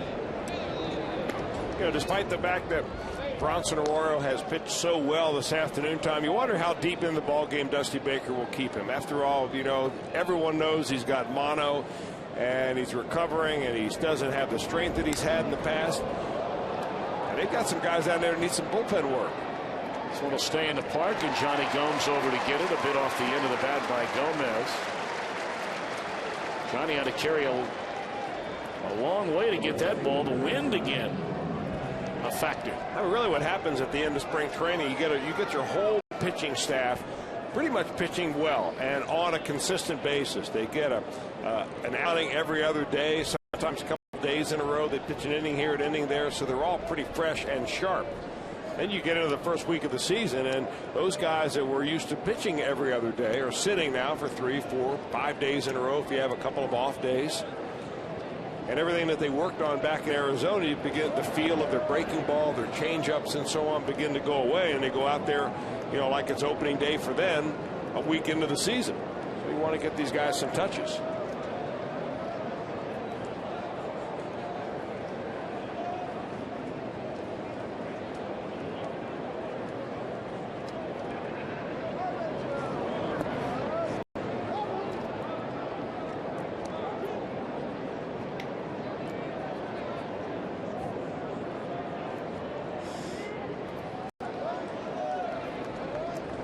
On Ryan Braun, who has struck out swinging and bounced out to Brandon Phillips. 0 for 2. In their strike.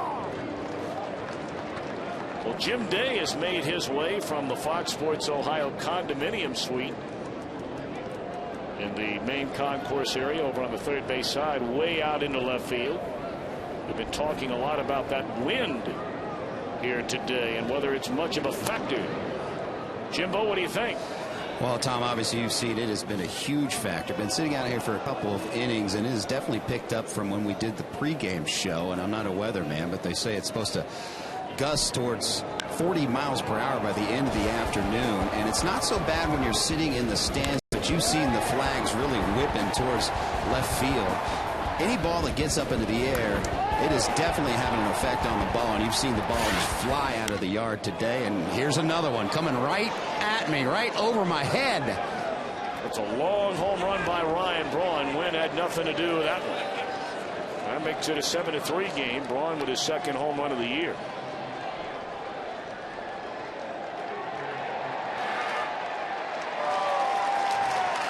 Obviously that would have got out no matter what, but not sure that would have been a second deck job. Again, it gets in the air, and you can just tell. You've watched enough Major League Baseball games. You can tell when it's affecting the ball, and it's certainly affecting it. All right, Jim, thank you very much. Jim Day out there getting a little sunshine. He could use a little. Been a long winter for him. Well, you're not lying. Now that he's painted all of his closets in his house. There's Prince Fielder. But I'm really happy to see Jim Day out there amongst the fans. They demand it. I mean, I'll tell you what, really do. The kind of reception he gets during our post-game show at the, as you say, the Fox Sports condominiums TV set. That has become the spot after ball games when the Reds win, to go hang out with Jim Day and Jeff Pecoro.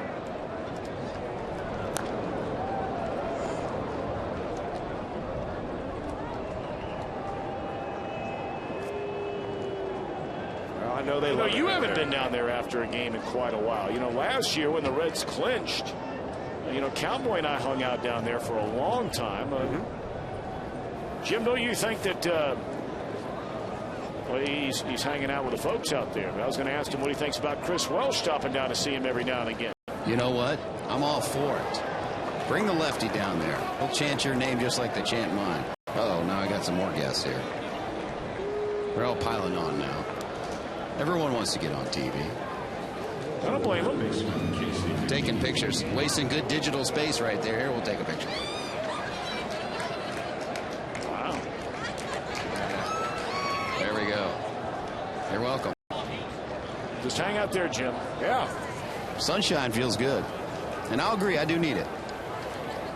Well, unfortunately, Prince Fielder didn't need to get hit on a 1-2 pitch by Bronson Arroyo. This is the inning where you really want to dash any hopes the Brewers might have of trying to get back into this thing. Or how did Casey McGee get out of the way of that one?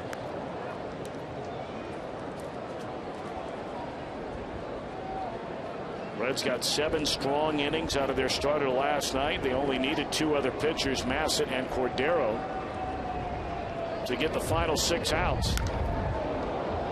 I mentioned about this inning because you've got 2, 3, 4 to start things off. If you can get out of here, there's already been 1 run scored, but without any further damage, you would have to see these guys again, theoretically, until the 9th, maybe the 8th inning.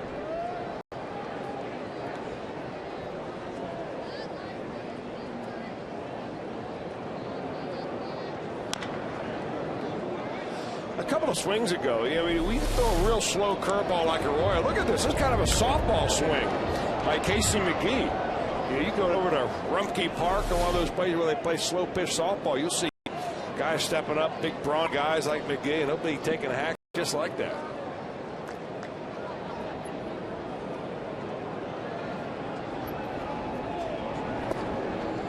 Two and 2 to McGee.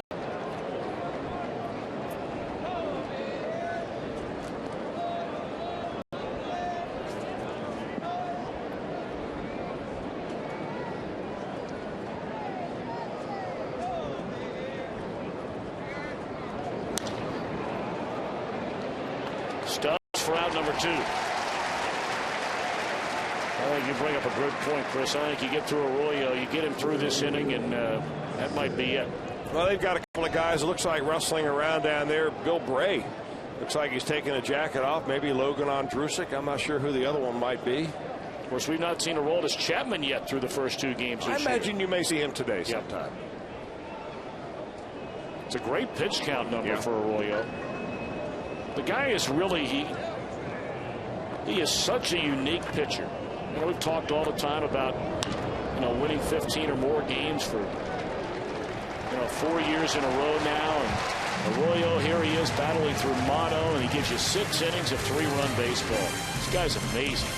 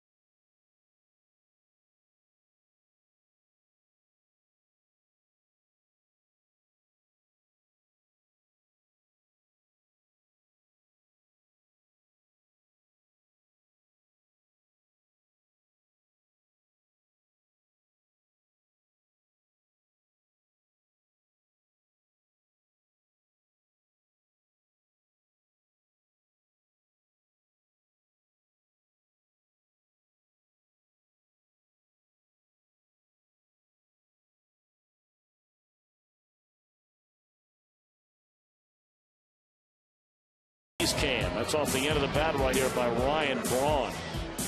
There's another one by Johnny. Nothing off the end right there. Sweet spot. Our Coors Light freeze cam brought to you by Frost Brewed Coors Light. Beautiful Sunday in Cincinnati. A lot of Reds fans, a lot of the youngsters out. Even four-legged Reds fans. Our first of 2 Bark in the Park games. Those tickets sell out in about an hour every year when they go on sale. Where you can bring your dog to the ballpark. They have all kinds of vendors out in the fan zone around the first base area. They have contests. You know, what dog looks most like its owner? Best dressed. Biggest, smallest. Yep. It's great stuff. Did you get out there today? You know what? Today I didn't because, you know, our producer, Christian Roberts, has enacted a lot of new policies around here where we need to be up in the booth at a certain time now. And so we were ready to go. Well, they've got some cleanup opportunities for you out there after the game. I can handle that. Hey, we're going to hang around here for a little while. We've got Reds Uncut today. Phillips with a base hit into right field. That's Brandon's 3rd hit today, including a 3-run home run. And, of course, they raise so much money and awareness here for SPCA Cincinnati and all the great work they do over there. Been headed up for better than 25 years by Mr. Harold Dates. And all the great work that he and his staff, all the volunteers, so many, do just wonderful work over there.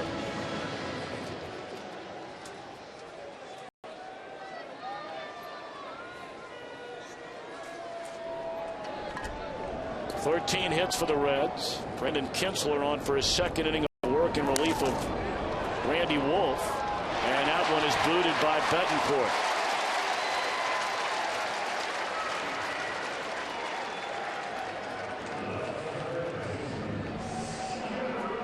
Well, they had Joey Votto shaded way around towards second base, so Betancourt on that ball really had to go to his right to get to it backhanded.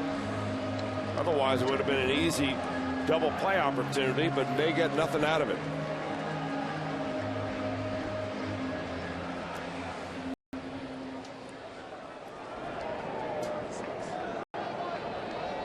That'll be an error on Betancourt. 2 on, nobody out for Scott Rowland.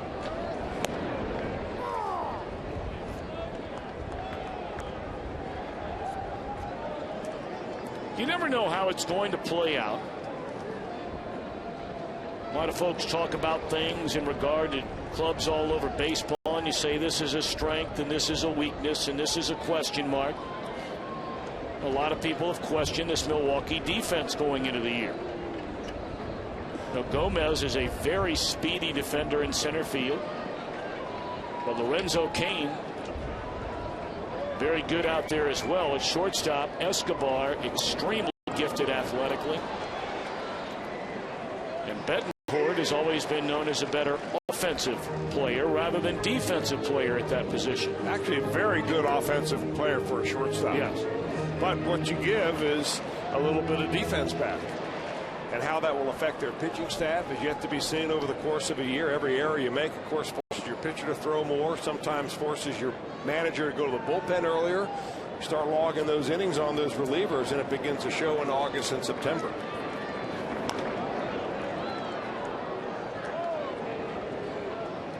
Tell you the guy that's looked pretty good in this series, and Chris, you know, it's funny, you can see team play 18 times during the course of a year, and they're really not, in some cases, asked to do a whole lot on defense over, you know, a game or a series, whatever it may be. Balls just aren't hit there. But McGee has looked like a much better defender than I would have thought through the first 3 games of this year. Well, the Brewer people that we talked to, Tom, feel the same way. I mean, they don't. I'm not so sure that they feel a Gold Glove is in his future, but he makes most every play that he should make. And that's really what most managers want.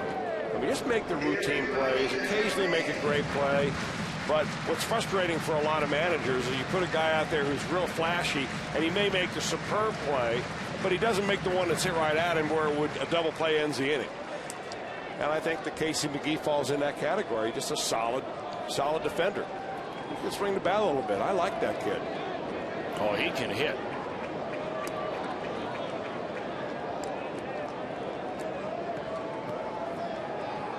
Brewers may leave here 0-3, but don't forget about it. And I don't think they're going away. It may be too early to think that they're out of here 0-3 because we've got lots of baseball left this afternoon. We've got a balk. The home umpire, Tony Randazzo, is the one who called it immediately. Well, it's the second balk of the short season so far. Did he start and then stop? I think they're saying he never stopped. Yeah, that's exactly right.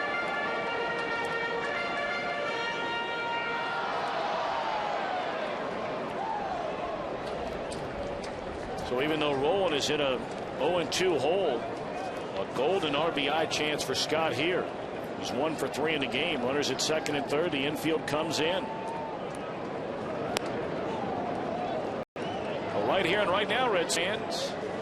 Book your trip at CincinnatiUSA.com. Reds will be home for a weekend.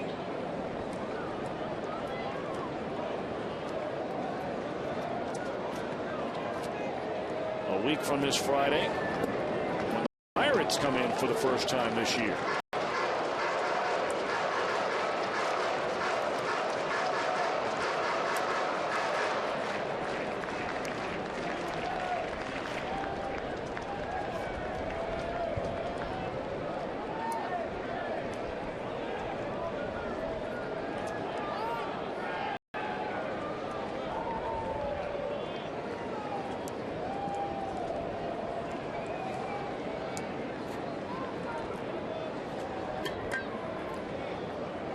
Two to Rowland. We'll do it again.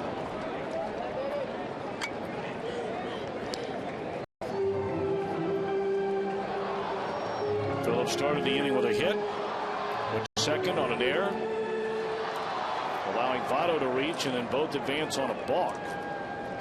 Reds leading 7-3 in the home half of the sixth inning with nobody out.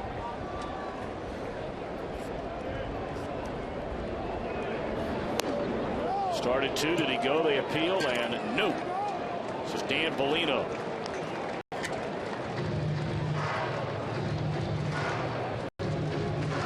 Well, the Brewers go back to Milwaukee. This umpiring crew is on to New York City. They'll spend a week there. They'll spend a few days at Yankee Stadium and a few days at Citi Field calling Mets games. 3-2 on Scott Rowland. Broke his back.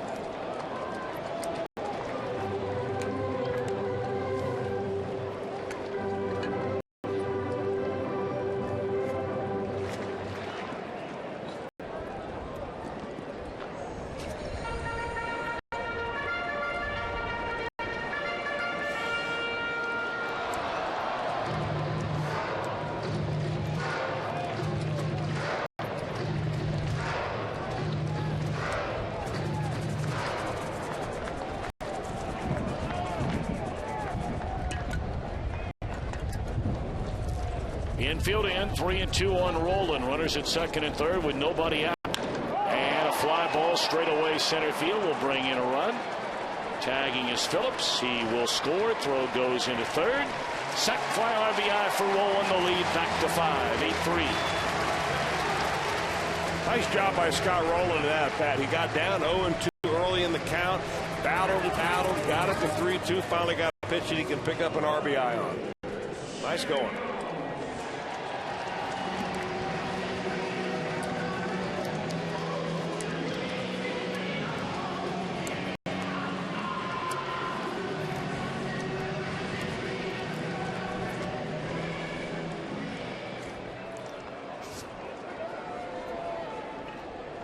Brewers have a left-hander, Mitch Stetter, getting loose in their bullpen. Runner at second, 1 out for Johnny Gomes. Ball 1.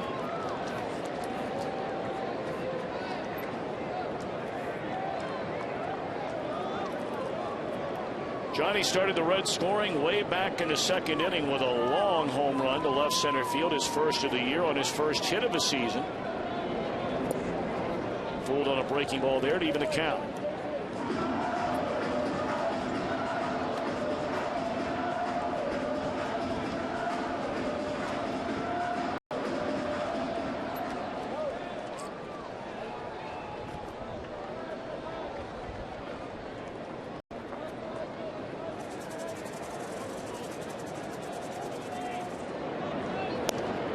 Good fastball by Kinsler. Good location out on the outside edge.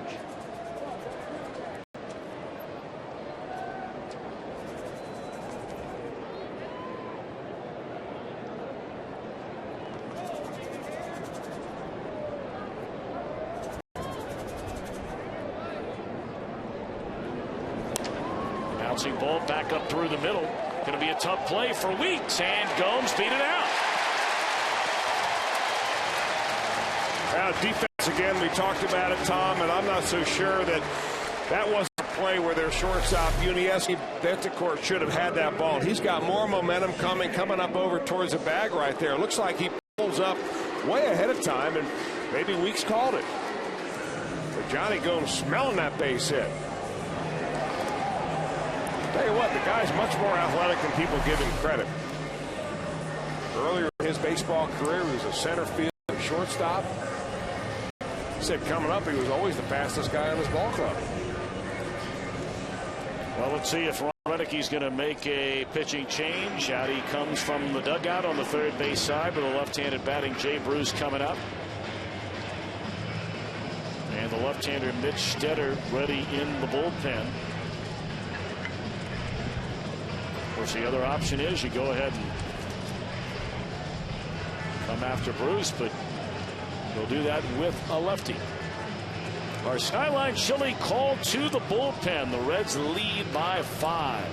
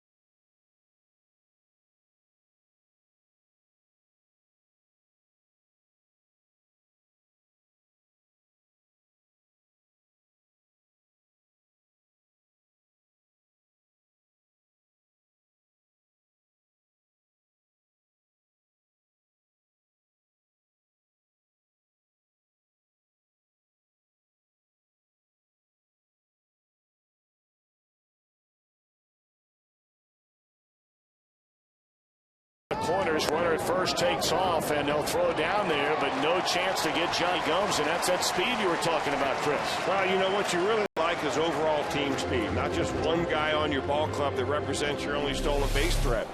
Now, Gomes is not a guy that's going to steal 30 bases, but you give him a chance and don't pay attention to him, and that's a perfect time to go. You bring a new pitcher in before the guy kind of gets into the groove. All of a sudden, boom, you take off, and before he really feels like what's going on, he's got 2 runners in scoring position. They bring in the left-hander Mitch Stetter to face the left-handed batting Jay Bruce. Bruce today 1 for 3, singled, stole a base, scored a run, has struck out twice since.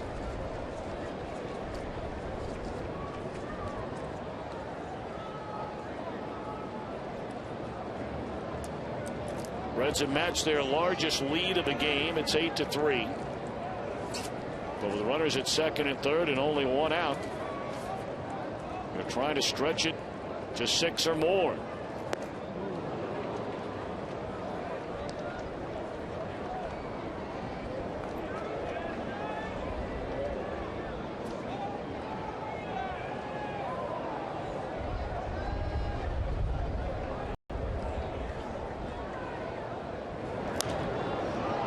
Well, this is not going to bring in a run. Betancourt circling and makes a nice catch. Talked about the wind a lot today, so Jay Bruce leaves a couple of them sitting out there. And there are 2 away in the inning.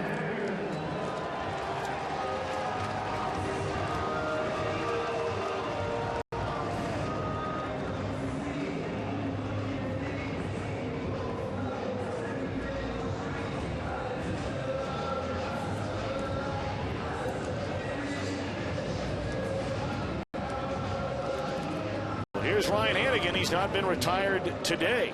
An infield hit in the second inning, walked and scored in the fourth, hit a solo home run in the fifth.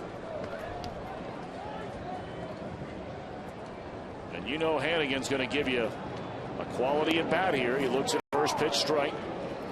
He's a little upset with himself. He didn't take a hack on that first pitch strike.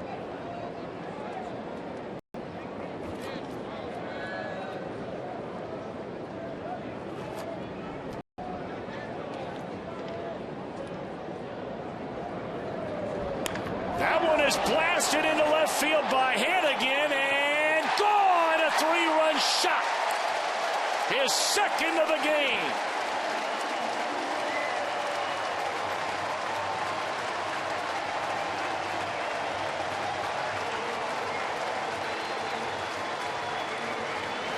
Reds catchers with 7 runs batted in through 2.5 games already. Hannigan 2 home runs and 4 RBIs today.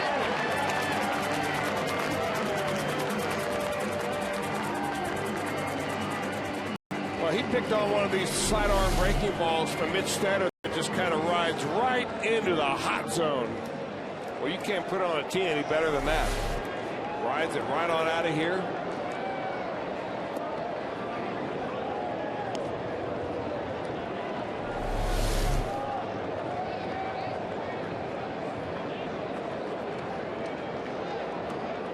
Talk about a guy that has just about earned everything that he has gotten in this game. Never drafted, signed out of a Reds tryout camp. People said, well, he's a good throw guy, good catch guy, works well with pitchers, but will he ever hit? But he's turned himself into an everyday caliber major league catcher. First multi-homer game in the career of Ryan Hannigan. So you've got to give Brooke Jacoby a lot of credit for the advancement that Brian Hannigan has made in his hitting. He made a big adjustment between 2009 and 2010. He did it in a winter. He didn't want to do it in the middle of the season.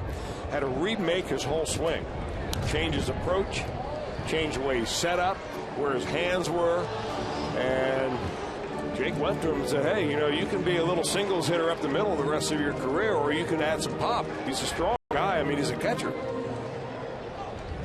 And he took to it, worked very hard, and here he is. A couple of 3-run bombs.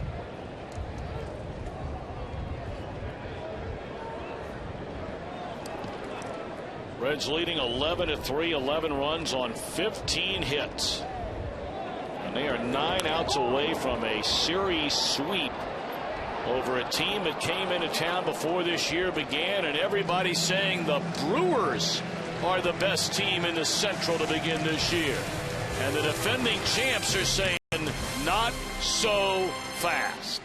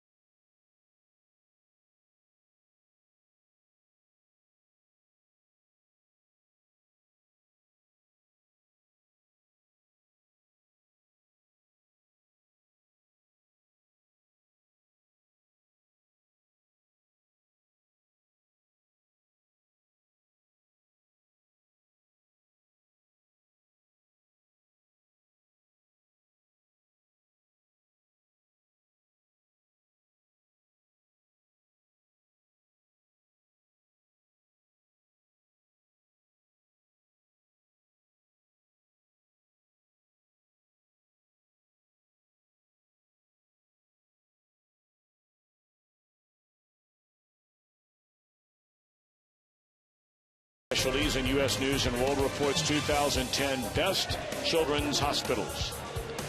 And by your Cincinnati, Northern Kentucky Honda dealers. Visit mycincinnatihondadealer.com for current offers. Reds trying to begin a season at 3-0 for the first time since 2005, so it hasn't been all that long. There's a fly ball down the third base line out of play.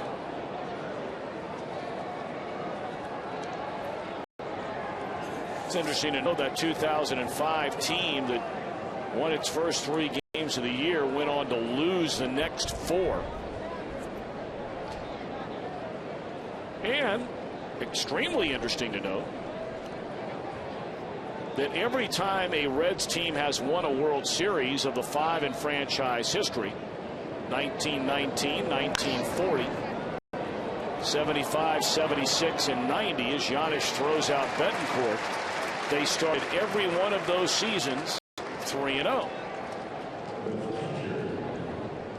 Where are you getting those notes? Those are awesome. It's our main man, Joel. Attaboy, Joel. I was giving him a hard time about that note that he gave you on basketball and wondered when the baseball stuff's coming. So Joel Luckup in his first year as our stat man, replacing our dear friend, the late great Mark Daddy Wags. Mark Wagner. Great to have Joel with us in the booth. That one ripped into right center field. That'll be a double by Kataris. As Arroyo's out there for the 7th inning, we thought maybe he was finished after 6. Well, you know, I'm sure that they asked Bronson Arroyo, how you doing? You feel okay? And he's a guy that will tell you the truth. That's one thing Dusty Baker found out about Bronson. If he's tired and he has nothing left, he'll tell you right there, hey, I'm done. And essentially pull himself out of a game. I'm sure they asked him, how you feeling? He said, I'm probably feeling fine. I'll go on back out there. You know, not only does he take a lot of, you know, faith and credit in what he does as far as ball every 5th day and not missing starts, but he also, you know, likes to know that he's a workhorse as far as innings thrown in every ball game. And he said before the ball game today, you know, when people asked him, what do you think, what would you like to do tomorrow? He said, give the team 7 innings. Nigel Morgan making his Milwaukee Brewers debut. They acquired him from the Nationals. Debut as a hitter. He came on as a pinch runner in the game.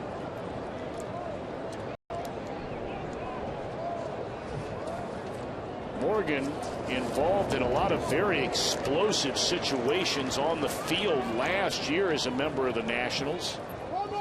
On-field incidents against the Marlins and the Mets.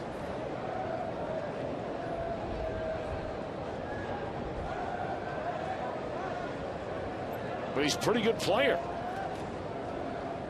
And the Brewers, just in case.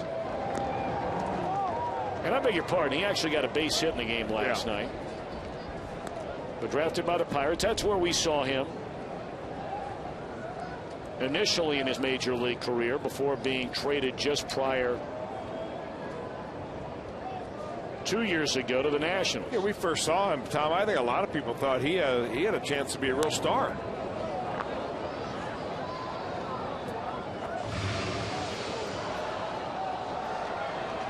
He's got that one ingredient that it's awfully difficult to teach, and that's speed, and a lot of it.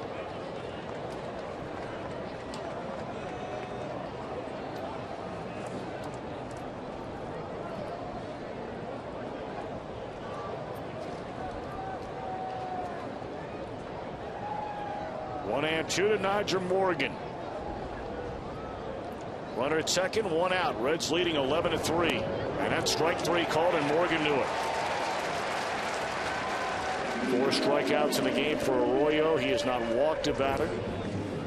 And after every Reds game, Fox Sports Ohio breaks it all down on Reds Live. Brought to you by Kings Honda in the King Auto Mall. Visit KingsHondaUSA.com.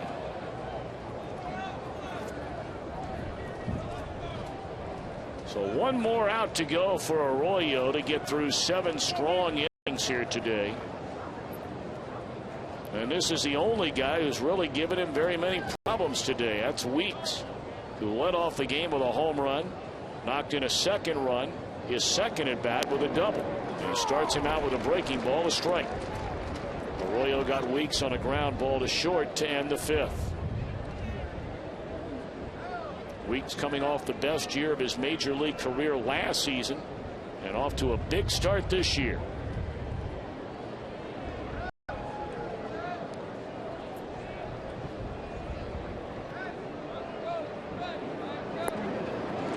Back-to-back breaking balls and back-to-back strikes.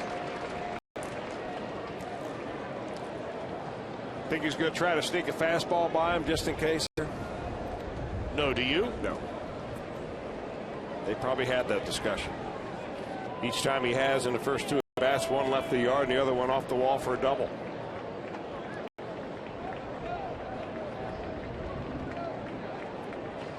Oh, and 2 to count.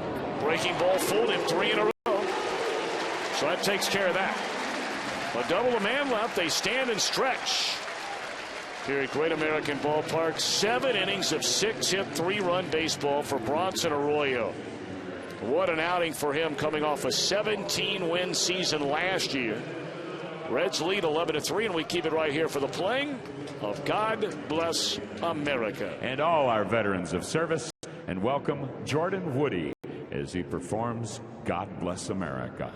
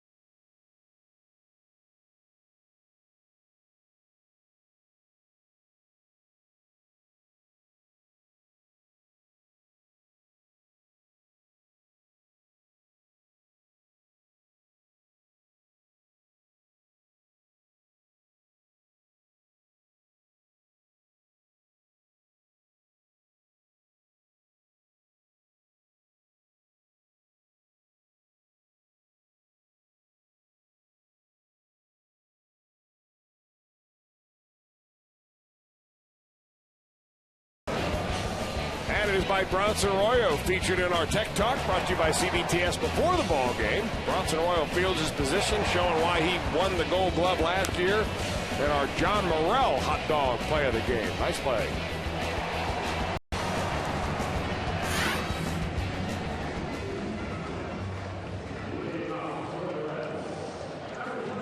Well, a couple of changes as the Reds come to bat here in the home half of the 7th inning with an 11-3 lead.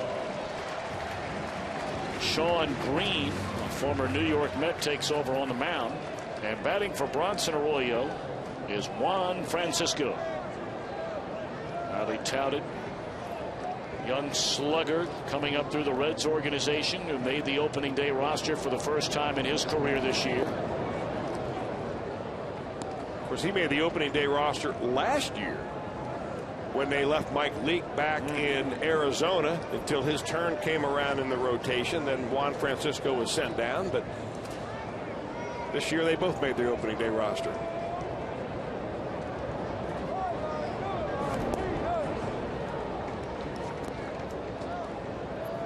I mean, he had 3 straight monster minor league seasons as a teenager, did Francisco. Last year, the first bump in the road, and those are the bump in the road numbers. They're not bad. 18 home runs, 59 batted in, but he was a guy that was hitting 23, 28, 29 home runs and knocking in anywhere from 90 to over 100 runs for 3 straight seasons. He's looking to go yard right there. Looking at his swing and his setup, the first couple of pitches, that right foot of his going a little bit down towards the first baseline, hoping to get something on the inner part of the plate he can yank out of here. Now he might just adjust and take that ball the other way. Still opened up a little bit. Well, it's funny, isn't it, Chris, when guys are trying to win a spot on the roster, Francisco looked like an entirely different hitter, doing what you just suggested he might do the entire spring. Hit well over 300, put the ball in play, did not strike out much. Then they get up to the big league games and, adrenaline starts flowing, butterflies, wanting to impress the manager and the coaches and the general manager, and you change things a little bit. Puts this one in play, and he'll be thrown out. Especially, Tom, I think if you're a left-handed power hitter like Francisco and you're facing a side-winding right-hander and you're thinking, man, that ball's going to come out. I'm going to see it all the way. It's coming right into my wheelhouse. I'm going to clear my hips and hit that ball into the river. Then only to find out he's got a nice little sink on that thing, and it's moving the other way for you. Final numbers on Bronson Arroyo today: 7 innings, 6 hits, 3 runs earned. He struck out 5, did not walk a batter. He hit a batter. Second game in a row now the Reds have not walked a batter. I know it's early. There are some ball clubs out there that have a hard time throwing strikes. The Cubs and the Cardinals coming into today had each walked 11 batters in their first couple of ball games. I saw that Cardinal team yesterday. They walked 8 in the game alone, including 5 walks in just 4 1/3 innings from the starter and loser Jake Westbrook.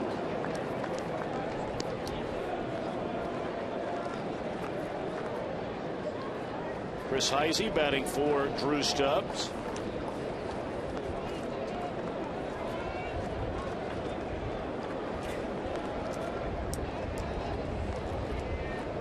Chris hit 4 pinch hit home runs last year for the Reds in his first season in the major leagues. And that tied for the most in all of Major League Baseball with Matt Stairs of San Diego, and 1 shy of the Reds team record of 5 set by Jerry Lynch back in 1961.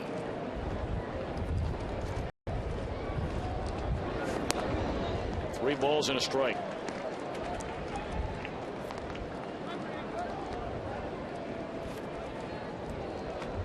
But Heisey has his sights set on being an everyday player, and there are many who believe it is not long coming.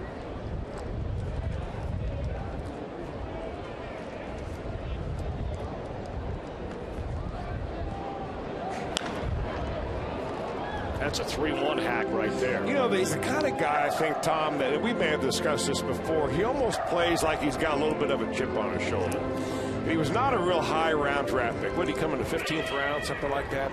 And he plays and he approaches like, I am just as good as those guys that were drafted in the first round, and I'm going to play like I'm going to show everybody they should have drafted me in the first round. Whatever motivation you could have. And that's all he does when he gets a chance to play is hit. And here he comes, big turn. He was thinking about second base. Heisey with a pinch hit single.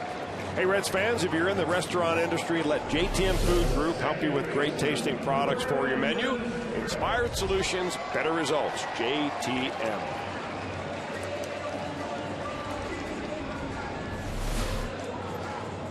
That's just a beautiful stroke, that replay on a pitch down and away, stayed right on it, went and got it and drove it into left center field. You know, you'd think because of his high setup, holds his hands very high, that he really wouldn't be comfortable hitting that low outside pitch. He gets him right back into that hitting box before he takes a swing. And got a good looking swing. Really good looking swing. Well, he starts him way up here. See how high his hands are, but by the time the pitch comes underway, he'll get him back down there in a much more normal position and stays right there on it. That's a good pitch by Shawn Green. Brandon Phillips, 3 hits and 4 at bats. This one off the end of the bat, foul. Didn't mean to interrupt you there, Chris. No, I just mentioned that Green, you know, we've seen Mitch Stetter. He's from Huntingburg, Indiana. Went to Indiana State, kind of Reds country, I would say, kind of on the fringe maybe there. And we're looking at a Cardinal here. University of Louisville Cardinal and Shawn Green. He had some good years for the Mets before he got hurt.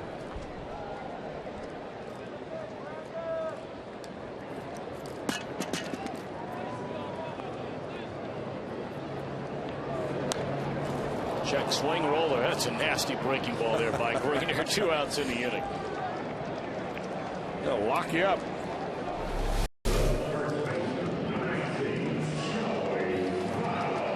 Well, it looked better than that, didn't it? Ask Brandon Phillips what it looked like. Looks like he was going at his dome.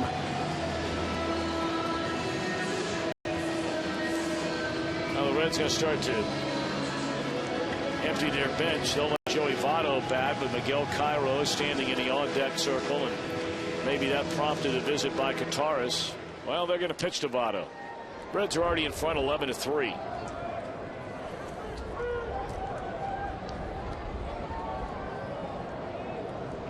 You know, a lot of people wonder, you know, why wouldn't the Brewers walk Joey Votto right now? Well, look, the Brewers have not thrown in the towel, but they're behind by 8 runs with 2 innings to go. And managers are always thinking about the big picture. What's going to happen down the road? And there will be, without a doubt, a game where Shawn Green comes into a game, probably in a clean inning, where he's going to have to pitch to Joey Votto and try and get him out. Now, if he falls behind, as he's done here 2-0, maybe you readdress it as to whether or not you want to pitch to him.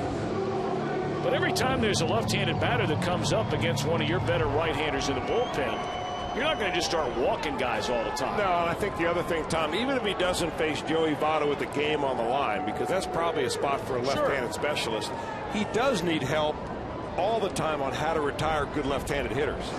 So this is a way that Green can kind of test his own stuff, see what works, what doesn't, how Votto reacts to it. And right now he's not really all that hipped up about actually pitching to him. How about they call that last pitch a strike? Apparently not. It says 3 balls and no strikes on the big board.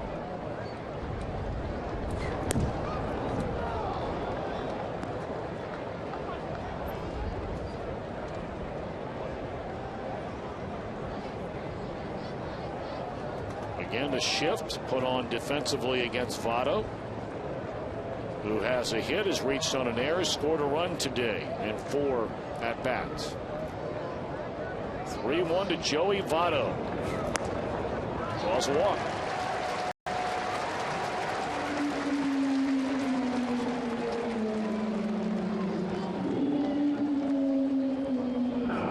Third walk issued today by Milwaukee pitching. The other 2 from starter Randy Wolf. And Miguel Cairo will bat for Scott Rowland. Rowland a hit in 3 at-bats with an RBI.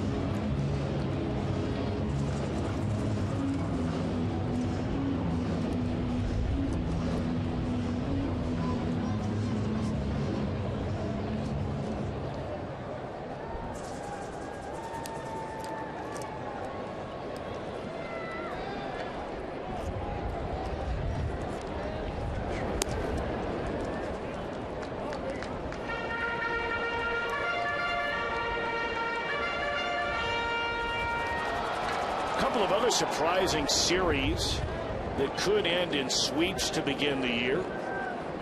Headed in that direction, although with a long way to go. The Texas Rangers have blown the doors off the Boston Red Sox the first 2 games of that series and lead 3-0 in the 6th inning today. There's a base hit by Cairo. That'll bring in Heisey. And the Reds now lead 12-3.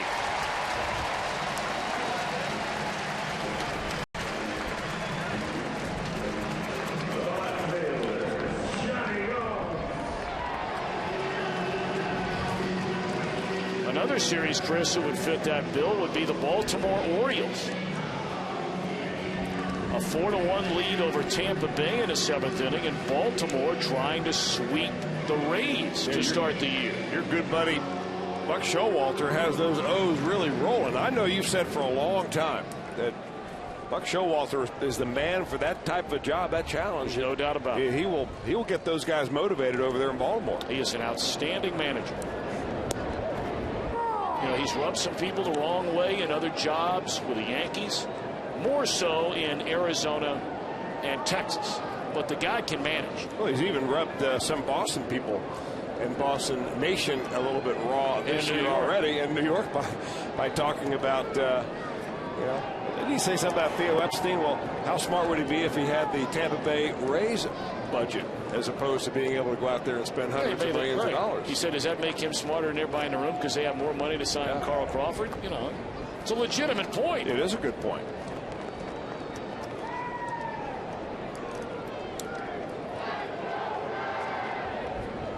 One and one to Johnny Gomes.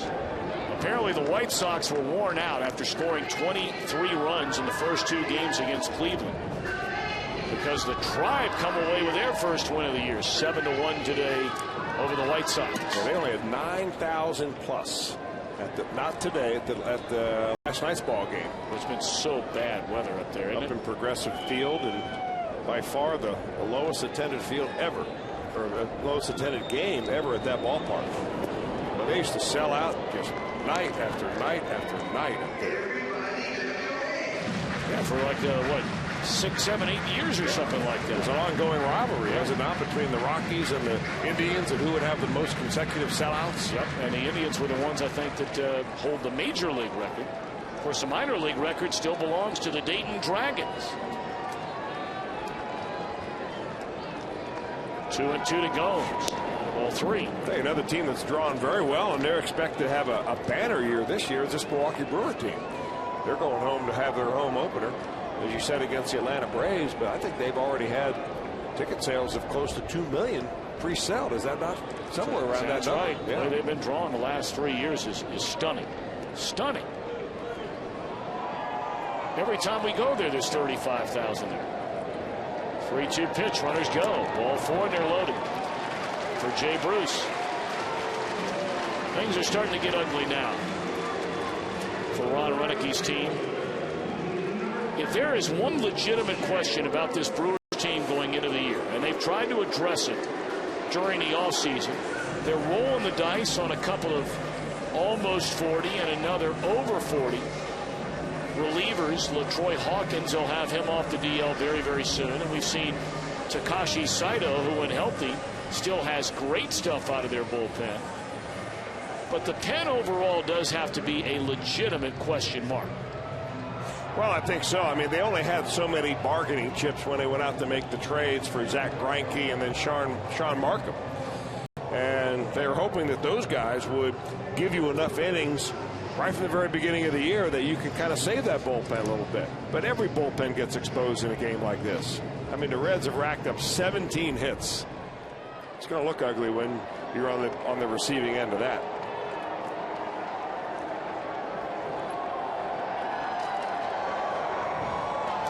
Well, Jay Bruce getting yet another chance to pick up that first RBI of the year. Remember, on opening day in the 9th inning, he had the bases loaded with nobody out. And then Bruce had runners at second and third and only 1 out in the 6th inning here today, and popped up to the shortstop. Let's see if Jay can notch that first run batted in. 0-1 to count. Not going to happen. But the Reds tack on another run. We played 7. Reds 12, Brewers 3.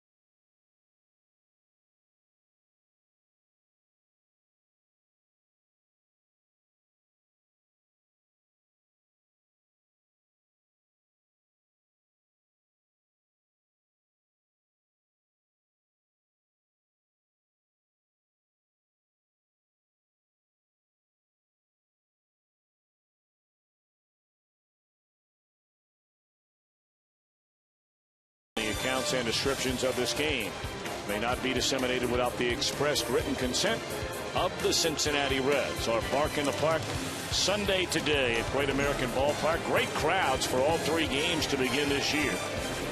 And again, tickets are available, and plenty of them, for the next 3 home games. Tuesday and Wednesday nights against the Astros. We'll wrap it up with a 12:35 game on Thursday afternoon, and the Reds will jump on the Big Bird and make their way west. They left Arizona to come here for the season opener. They go back to Arizona for the Diamondbacks home opener beginning Friday as Logan Andrusik takes over for Bronson Arroyo. Big tall right-hander, 5-0 last year, had 6 saves. Boy, he came on the scene and immediately just showed that he had the stage presence to be a contributor in a championship caliber season. Fastball, likes to sink his fastball. Has a splitter, huge hands, and he's got that little cutter that he came up with the last couple of years in the minor leagues, and it's really helped him. It's one of 4 changes made overall. Everybody who pinch hit stays in the game. Francisco replacing Roland at third. Over at first base, driving in a run with a pinch hit single is Miguel Cairo, and the man who scored the run on the hit by Cairo is in center field after batting for Drew Stubbs, and that's Chris Heisey.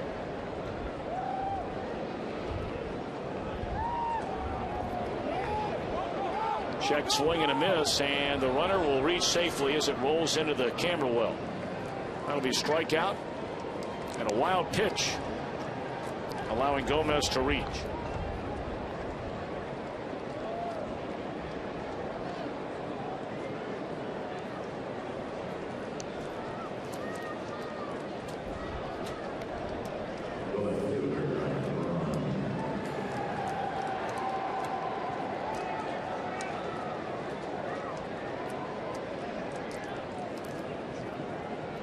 Cardinals are leading San Diego. That's a 1-0 St. Louis lead in the bottom of the 6th inning at Busch Stadium. Pirates and the Cubs are tied at 2 in the bottom of the 4th at Wrigley. Philadelphia leading Houston. That game in the 7th inning, 7-2. Philly trying to start out the year with a 3-game sweep over the Astros. Of course, Houston let one get away on opening day. I mean, Brett Myers cruising, dominating Philadelphia, out pitching Roy Halladay. And then all of a sudden in came the Astros closer, and the wheels fell off. Philadelphia rallied to win in the bottom of the 9th inning.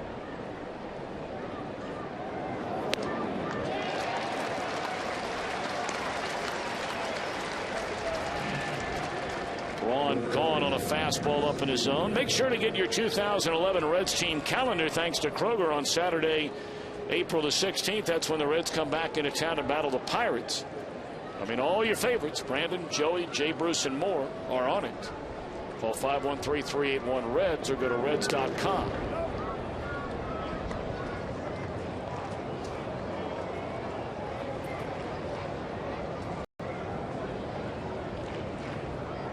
One on, one out for Prince Fielder.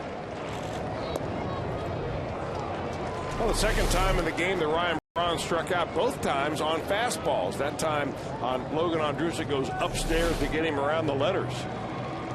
And we were talking off the air, Tom, that Ryan Braun's such a good hitter, and that good hitters adjust to different types of pitches and how you differing strategies as well. But we've seen Bronson Arroyo beat him with a fastball around 87 miles an hour. Logan Ondrusek throws the ball firm, but he's by no means 95 or above, and threw that one right by him.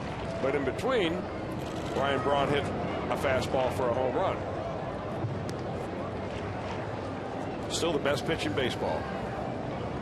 The well-located gas.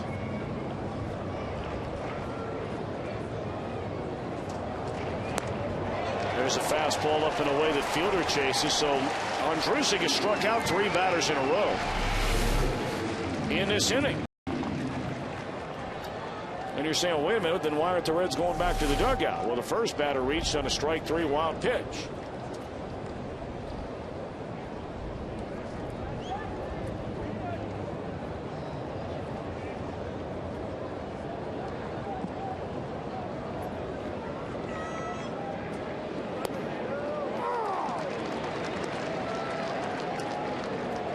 Hey, if you're Logan Ondrusek, you got to be thinking, hey, I'm going to strike out 4 batters in an inning. Something you see fairly often out of a good pitcher, maybe at the high school level. Ball gets by the catcher, then you got a chance to strike out another.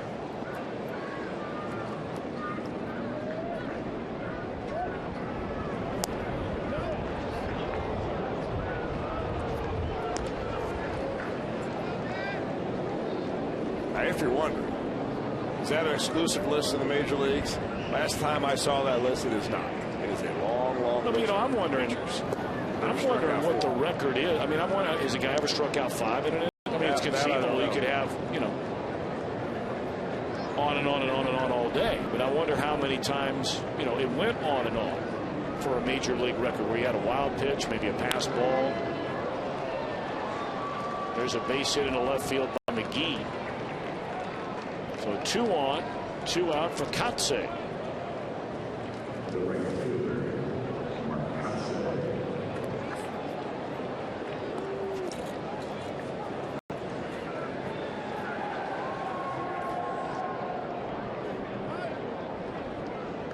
Well, as you suspected, Aroldis Chapman is getting loose down in the Reds bullpen. We figure to see him today. He's not pitched in either one of the first 2 games this year.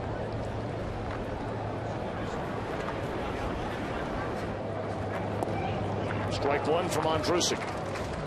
Well, anytime he gets into the ball game, Tom, it creates a buzz, Chapman. And even when he warms up, check him up there. This is right above the Reds bullpen out in left center field. I mean, they line up out there. They're watching Aroldis warm up, and then they'll rush back to their seats, maybe even closer to home plate normally. Well, look up above, not necessarily right there. You showed the area enclosed, but if you go up above, directly above the Sparky Anderson side in left center field, to the left there, and go straight up above there. Now here's people hanging over up top. There they are.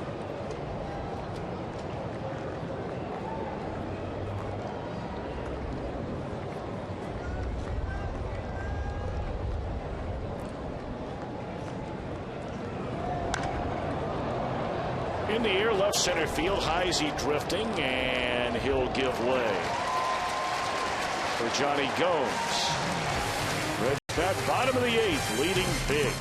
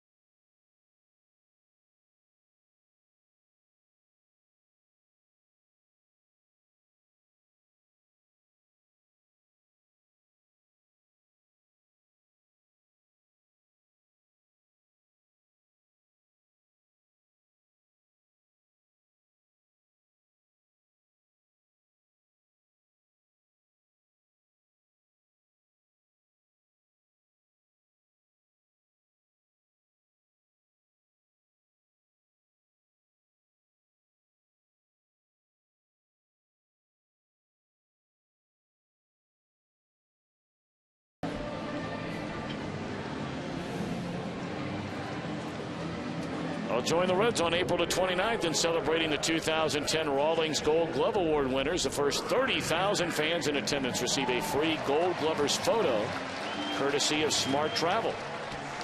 For tickets, call 513-381-REDS or go to Reds.com. Reds on their next homestand will have the Pittsburgh Pirates in for a Friday, Saturday, Sunday series. And then we'll finish the season series against the Arizona Diamondbacks for the first, 3.5 weeks of the year.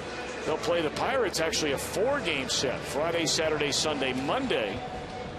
And then Arizona on a Tuesday, Wednesday, Thursday afternoon.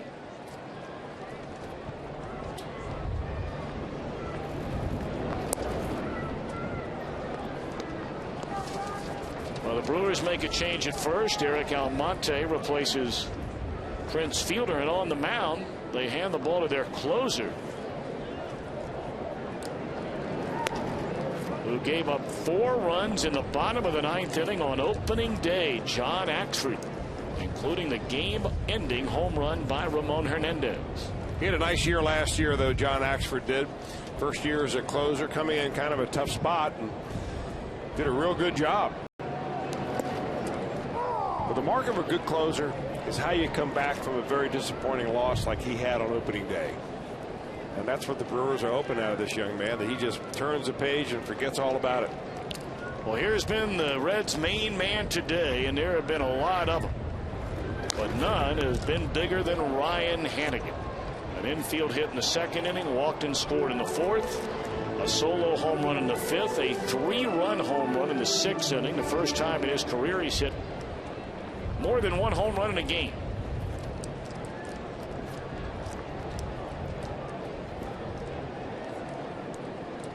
Knocked in 4, scored 3. And this one down the right field line, and this will be, if it stays fair, for extra bases, foul.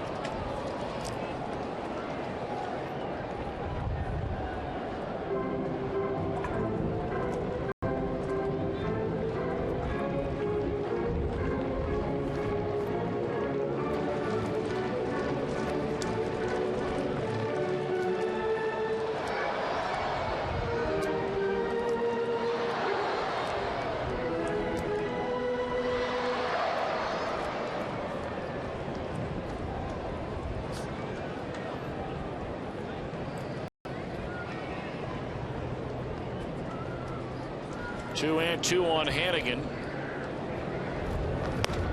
Full count.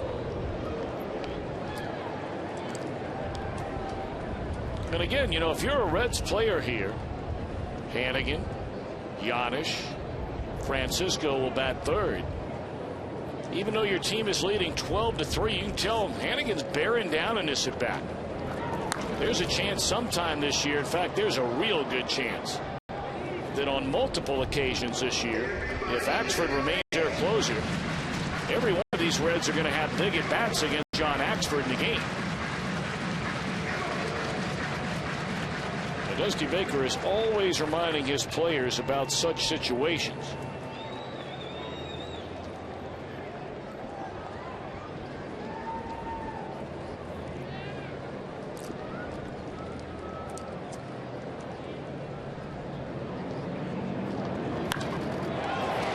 What a day. What a day for Ryan Hanigan. His first career 4-hit game. And has been on base all 5 plate appearances. That's an at-bat right there. Boy, you're not kidding about that. Nearly had an extra base hit down the right field line that just floated foul, but he turned on a 94-mile-an-hour heater. Pick up knock number 4.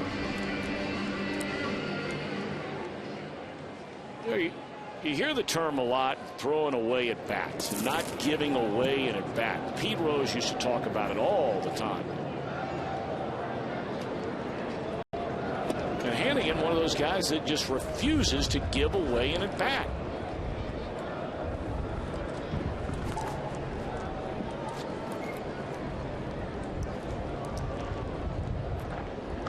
A career day for Ryan Hanigan.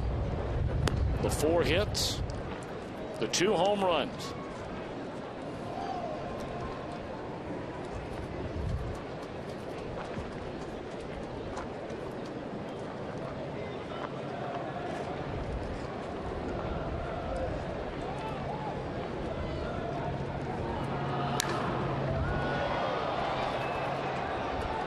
Gomez broke back, comes in, and will give way to Katze.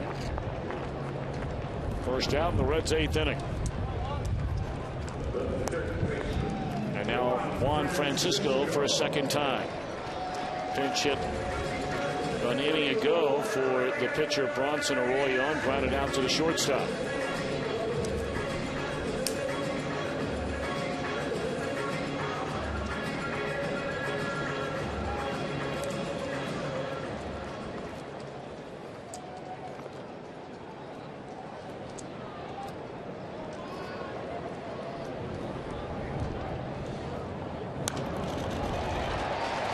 Went the other way with that one.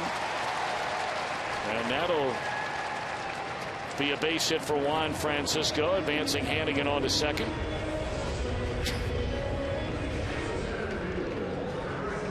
I got it right out on the end of the bat. I mean, right out on the cue tip of that bat, it looked like. And had a little English on it going the other way, and everything is going right for the Reds here this afternoon.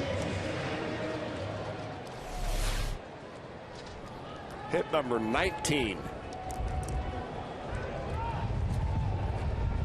Well, here's Heisey, who had a pinch hit single and scored a run an inning ago. 2 on, 1 out. Reds leading 12-3. Ball 1.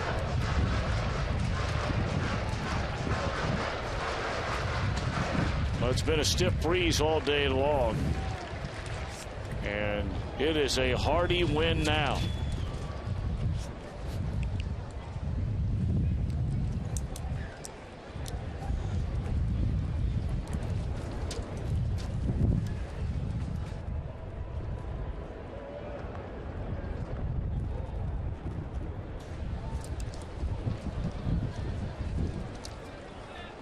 Well, you can hear the wind on all of our effects microphones all over the ballpark.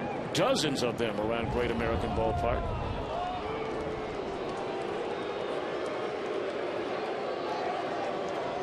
You know, I've always wondered, Chris, you put up a point at the very beginning of the inning, you know, about how a guy who has a bad day as a closer, you know, coming back and doing it. Now, the Reds have a couple of hits. Hannigan's flush. Francisco off the end. But all of a sudden, if you find a way to touch this guy up for 2, 3, 4 runs here, I mean, I've always wondered what the long-term kind of effect is when you face that team again down the road. What do you think? Well, you know, for most pitchers, you may have that effect. That, man, do I have to pitch against these guys again? They seem to have my number. But if you're a closer, you cannot have that mindset at all. In fact, the best closers that I always was around, guys like Johnny Franco and Jeff Reardon, they had the shortest memories of anybody I ever met. I mean, Franco. But you're talking about guys that saved hundreds of games in their career. I'm talking about here a guy like Axford. Well, I don't know. I mean, he may, by the time it's all said and done, be among the leaders in that category. You just really never know. But this is the kind of game that can test him on that. And I think his manager probably wants to get him right back out there to get him right, so that if they do need him in the first couple of games when they go back to Milwaukee to open up their season at home, that they can call on him, because I don't think they've got plan B yet. At least not at this point in the season, to see who they're going to go to instead of Axford. I mean, obviously they've got Takashi Saito. And Saito's closed games before and been a real good one. Of course, the problem now with Saito at 41 years of age is, you know, how frequently could you use him in that role? That's probably why he's not a closer any longer. Right. Since he left the Dodgers.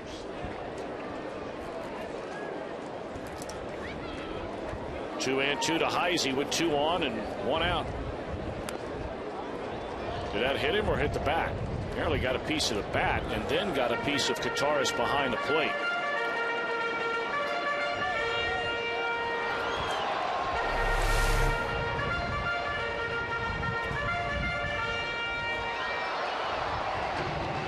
Right off the knob of the bat.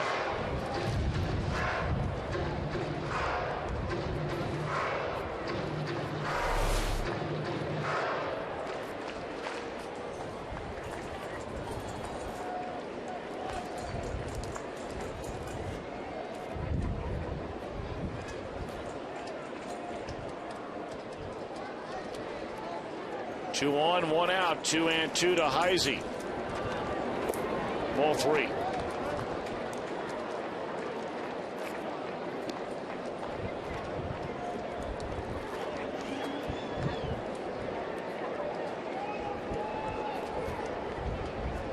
Well, now Heisey looking for something to put a charge into. Getting a couple of at-bats late in the game here today. Popped it up. Wind pushing this one over near the dugout, but room for McGee, and there are 2 out in the inning, and Brandon Phillips coming up. Well, the Reds now have Matt Maloney and Bill Bray throwing in the bullpen, although Aroldis Chapman continues to walk around. I think Chapman is already loose. And generally, when you get a guy up, you like to bring him in. And now Chapman is indeed back up and throwing again. And Ron Redicky is going to make a change. He's going to bring in another pitcher to face Brandon Phillips.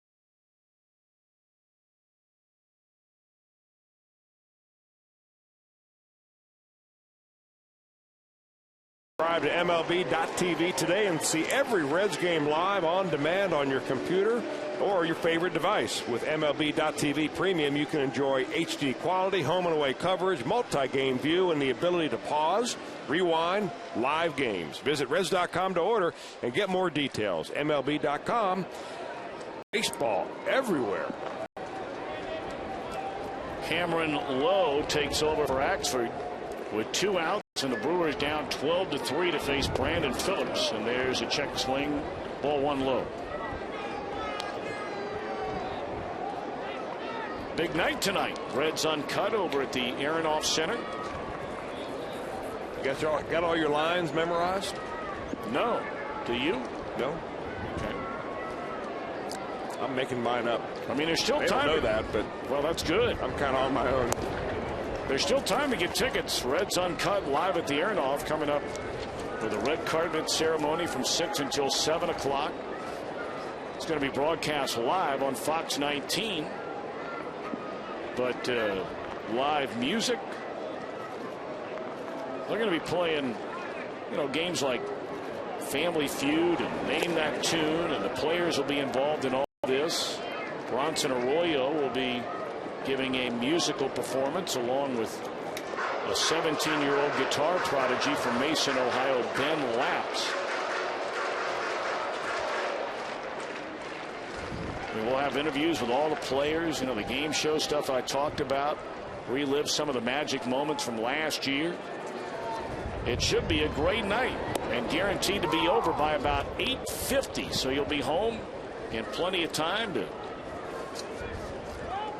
get in the hay and get ready to go to school or work tomorrow. That is tonight over at the Aronoff Center.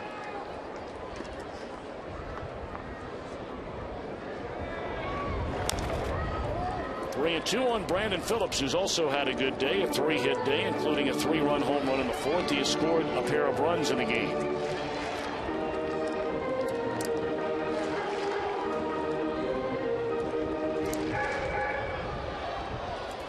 Game working on 3 hours young, but a lot of the fans, not all, but a lot of them have stayed around. They want to be around for the final 3 outs, as that is a fair ball, a broken bat, and now Monty will take it to the bag to end the inning. Couple of men left. Brewers bat in the 9th. All Cincinnati today in all 3 games of this series.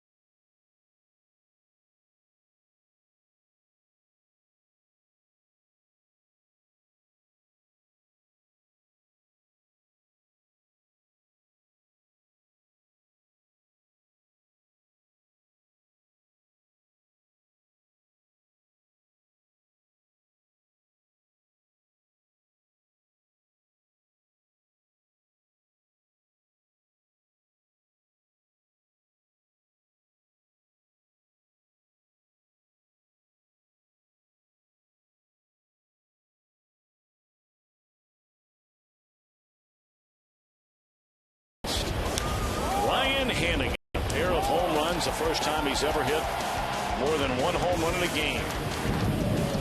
And a solo blast in the 5th inning, a 3-run home run in the 6th, as well as a career high 4 hits in a game. And now taking over on the mound, the Cuban missile, Aroldis Chapman. Chapman, of course, signed after defecting from Cuba, signed to a free agent contract last year by the Reds for $25 million, stunning the baseball world. Became one of 10 Reds players to make his major league debut. And who could ever forget, on September the 24th in San Diego, each one of his 25 pitches clocked at least 100 miles per hour, with a high of 105 in an at-bat against Tony Gwynn Jr. And the pitch at 105 is the fastest ever recorded using the pitch/FX system. So it really is extraordinary. And you've heard us say it once, you've said it a dozen times during the spring. It truly is remarkable, no matter what happens through this young man's career, that, Chris, we watched a guy who has thrown the ball, on record anyway, harder than any other human being ever. That's hard to believe. And he's on your ball club.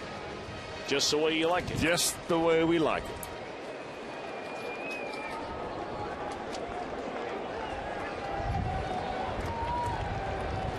Over 105,000 on hand for this 3-game series. Betancourt up there hacking. I cannot believe that. I mean, I'm not talking about Aroldis Chapman. I'm talking about being down 8 runs, 9 runs, and hacking at the first pitch. They got the bus warmed up and ready to go, I guess.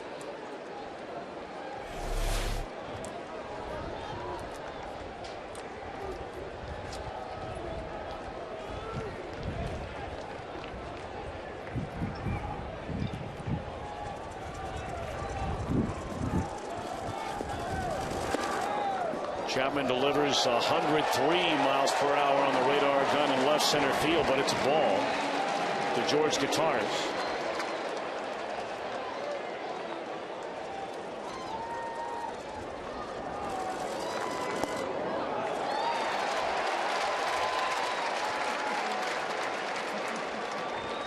Chapman pitching for the first time in a game this year. And again, this entire season, Chapman will pitch out of the bullpen. He started last year in the rotation down in Louisville.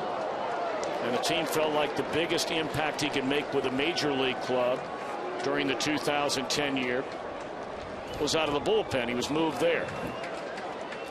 And the game plan right now, which is always subject to change, is that Chapman will pitch out of the bullpen this entire year and go to the starting rotation in 2012. We'll see how it plays out.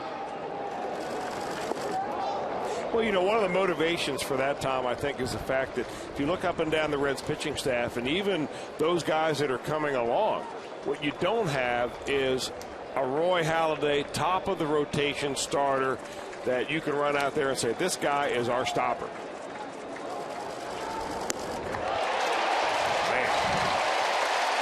Well, our gun has 101. The gun in left center has 103. It's strike 3 for the second out.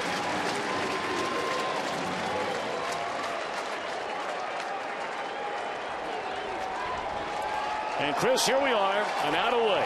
And you could not have drawn it up any better. So many feeling Milwaukee was now the darling of the National League Central. And yet they come to Cincinnati to begin the year, and the Reds an out away from a 3-game sweep. Well, maybe the Reds are a little more prepared than people thought. I mean, even with the injuries of their pitching staff to start the season off, this is the way you want to get it going. This is a very confident team right now. They're feeling good about themselves coming out of spring training. They've got some good arms. They've scored a lot of runs, played great defense. Couldn't be any better for this opening weekend. And now Chapman trying to send the Brewers out of town. That's 0-2. It looked like he went. He did. Slider, 88.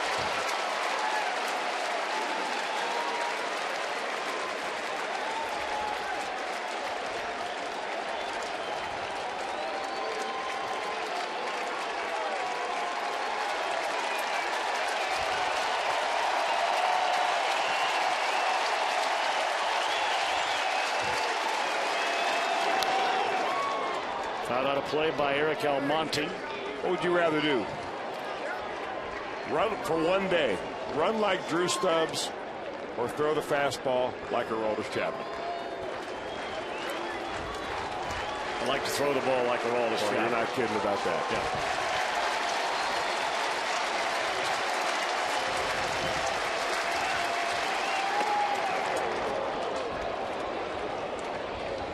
Of course, when you're really slow, it's pretty cool to run. Somebody's chasing you.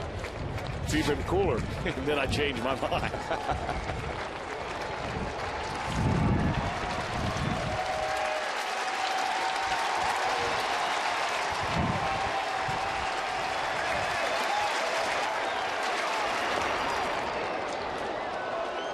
Slider again. This one at 89. It's in the dirt. 2 balls and 2 strikes. 12 runs, 19 hits.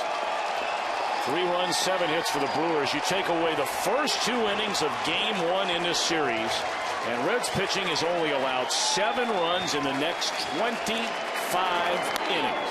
And this is going to do it. Phillips to first, and the Cincinnati Reds, the defending National League Central Division champions, open 2011 with a 3-game sweep. The final 2 games in dominant fashion over one of their fiercest competitors in the Central Division, the Milwaukee Brewers. That's a statement. There's no question about it. There's, you know, the inside of that clubhouse all spring long, they knew what the magazines were saying, and no one really believed that this Reds ball club was as good as they are, and who knows what's going to happen the rest of the season. But they came out of Goodyear, Arizona, ready to play, focused, and they took it right to the Brewers in this opening series. And I'll tell you what, Tom, could not be any better than what we've seen here in the first 3 games. All right, our final today, Ryan Hannigan, 4 hits, 2 home runs, great pitching from Arroyo, Andrusik, and Chapman in a 12-3 win. We're back.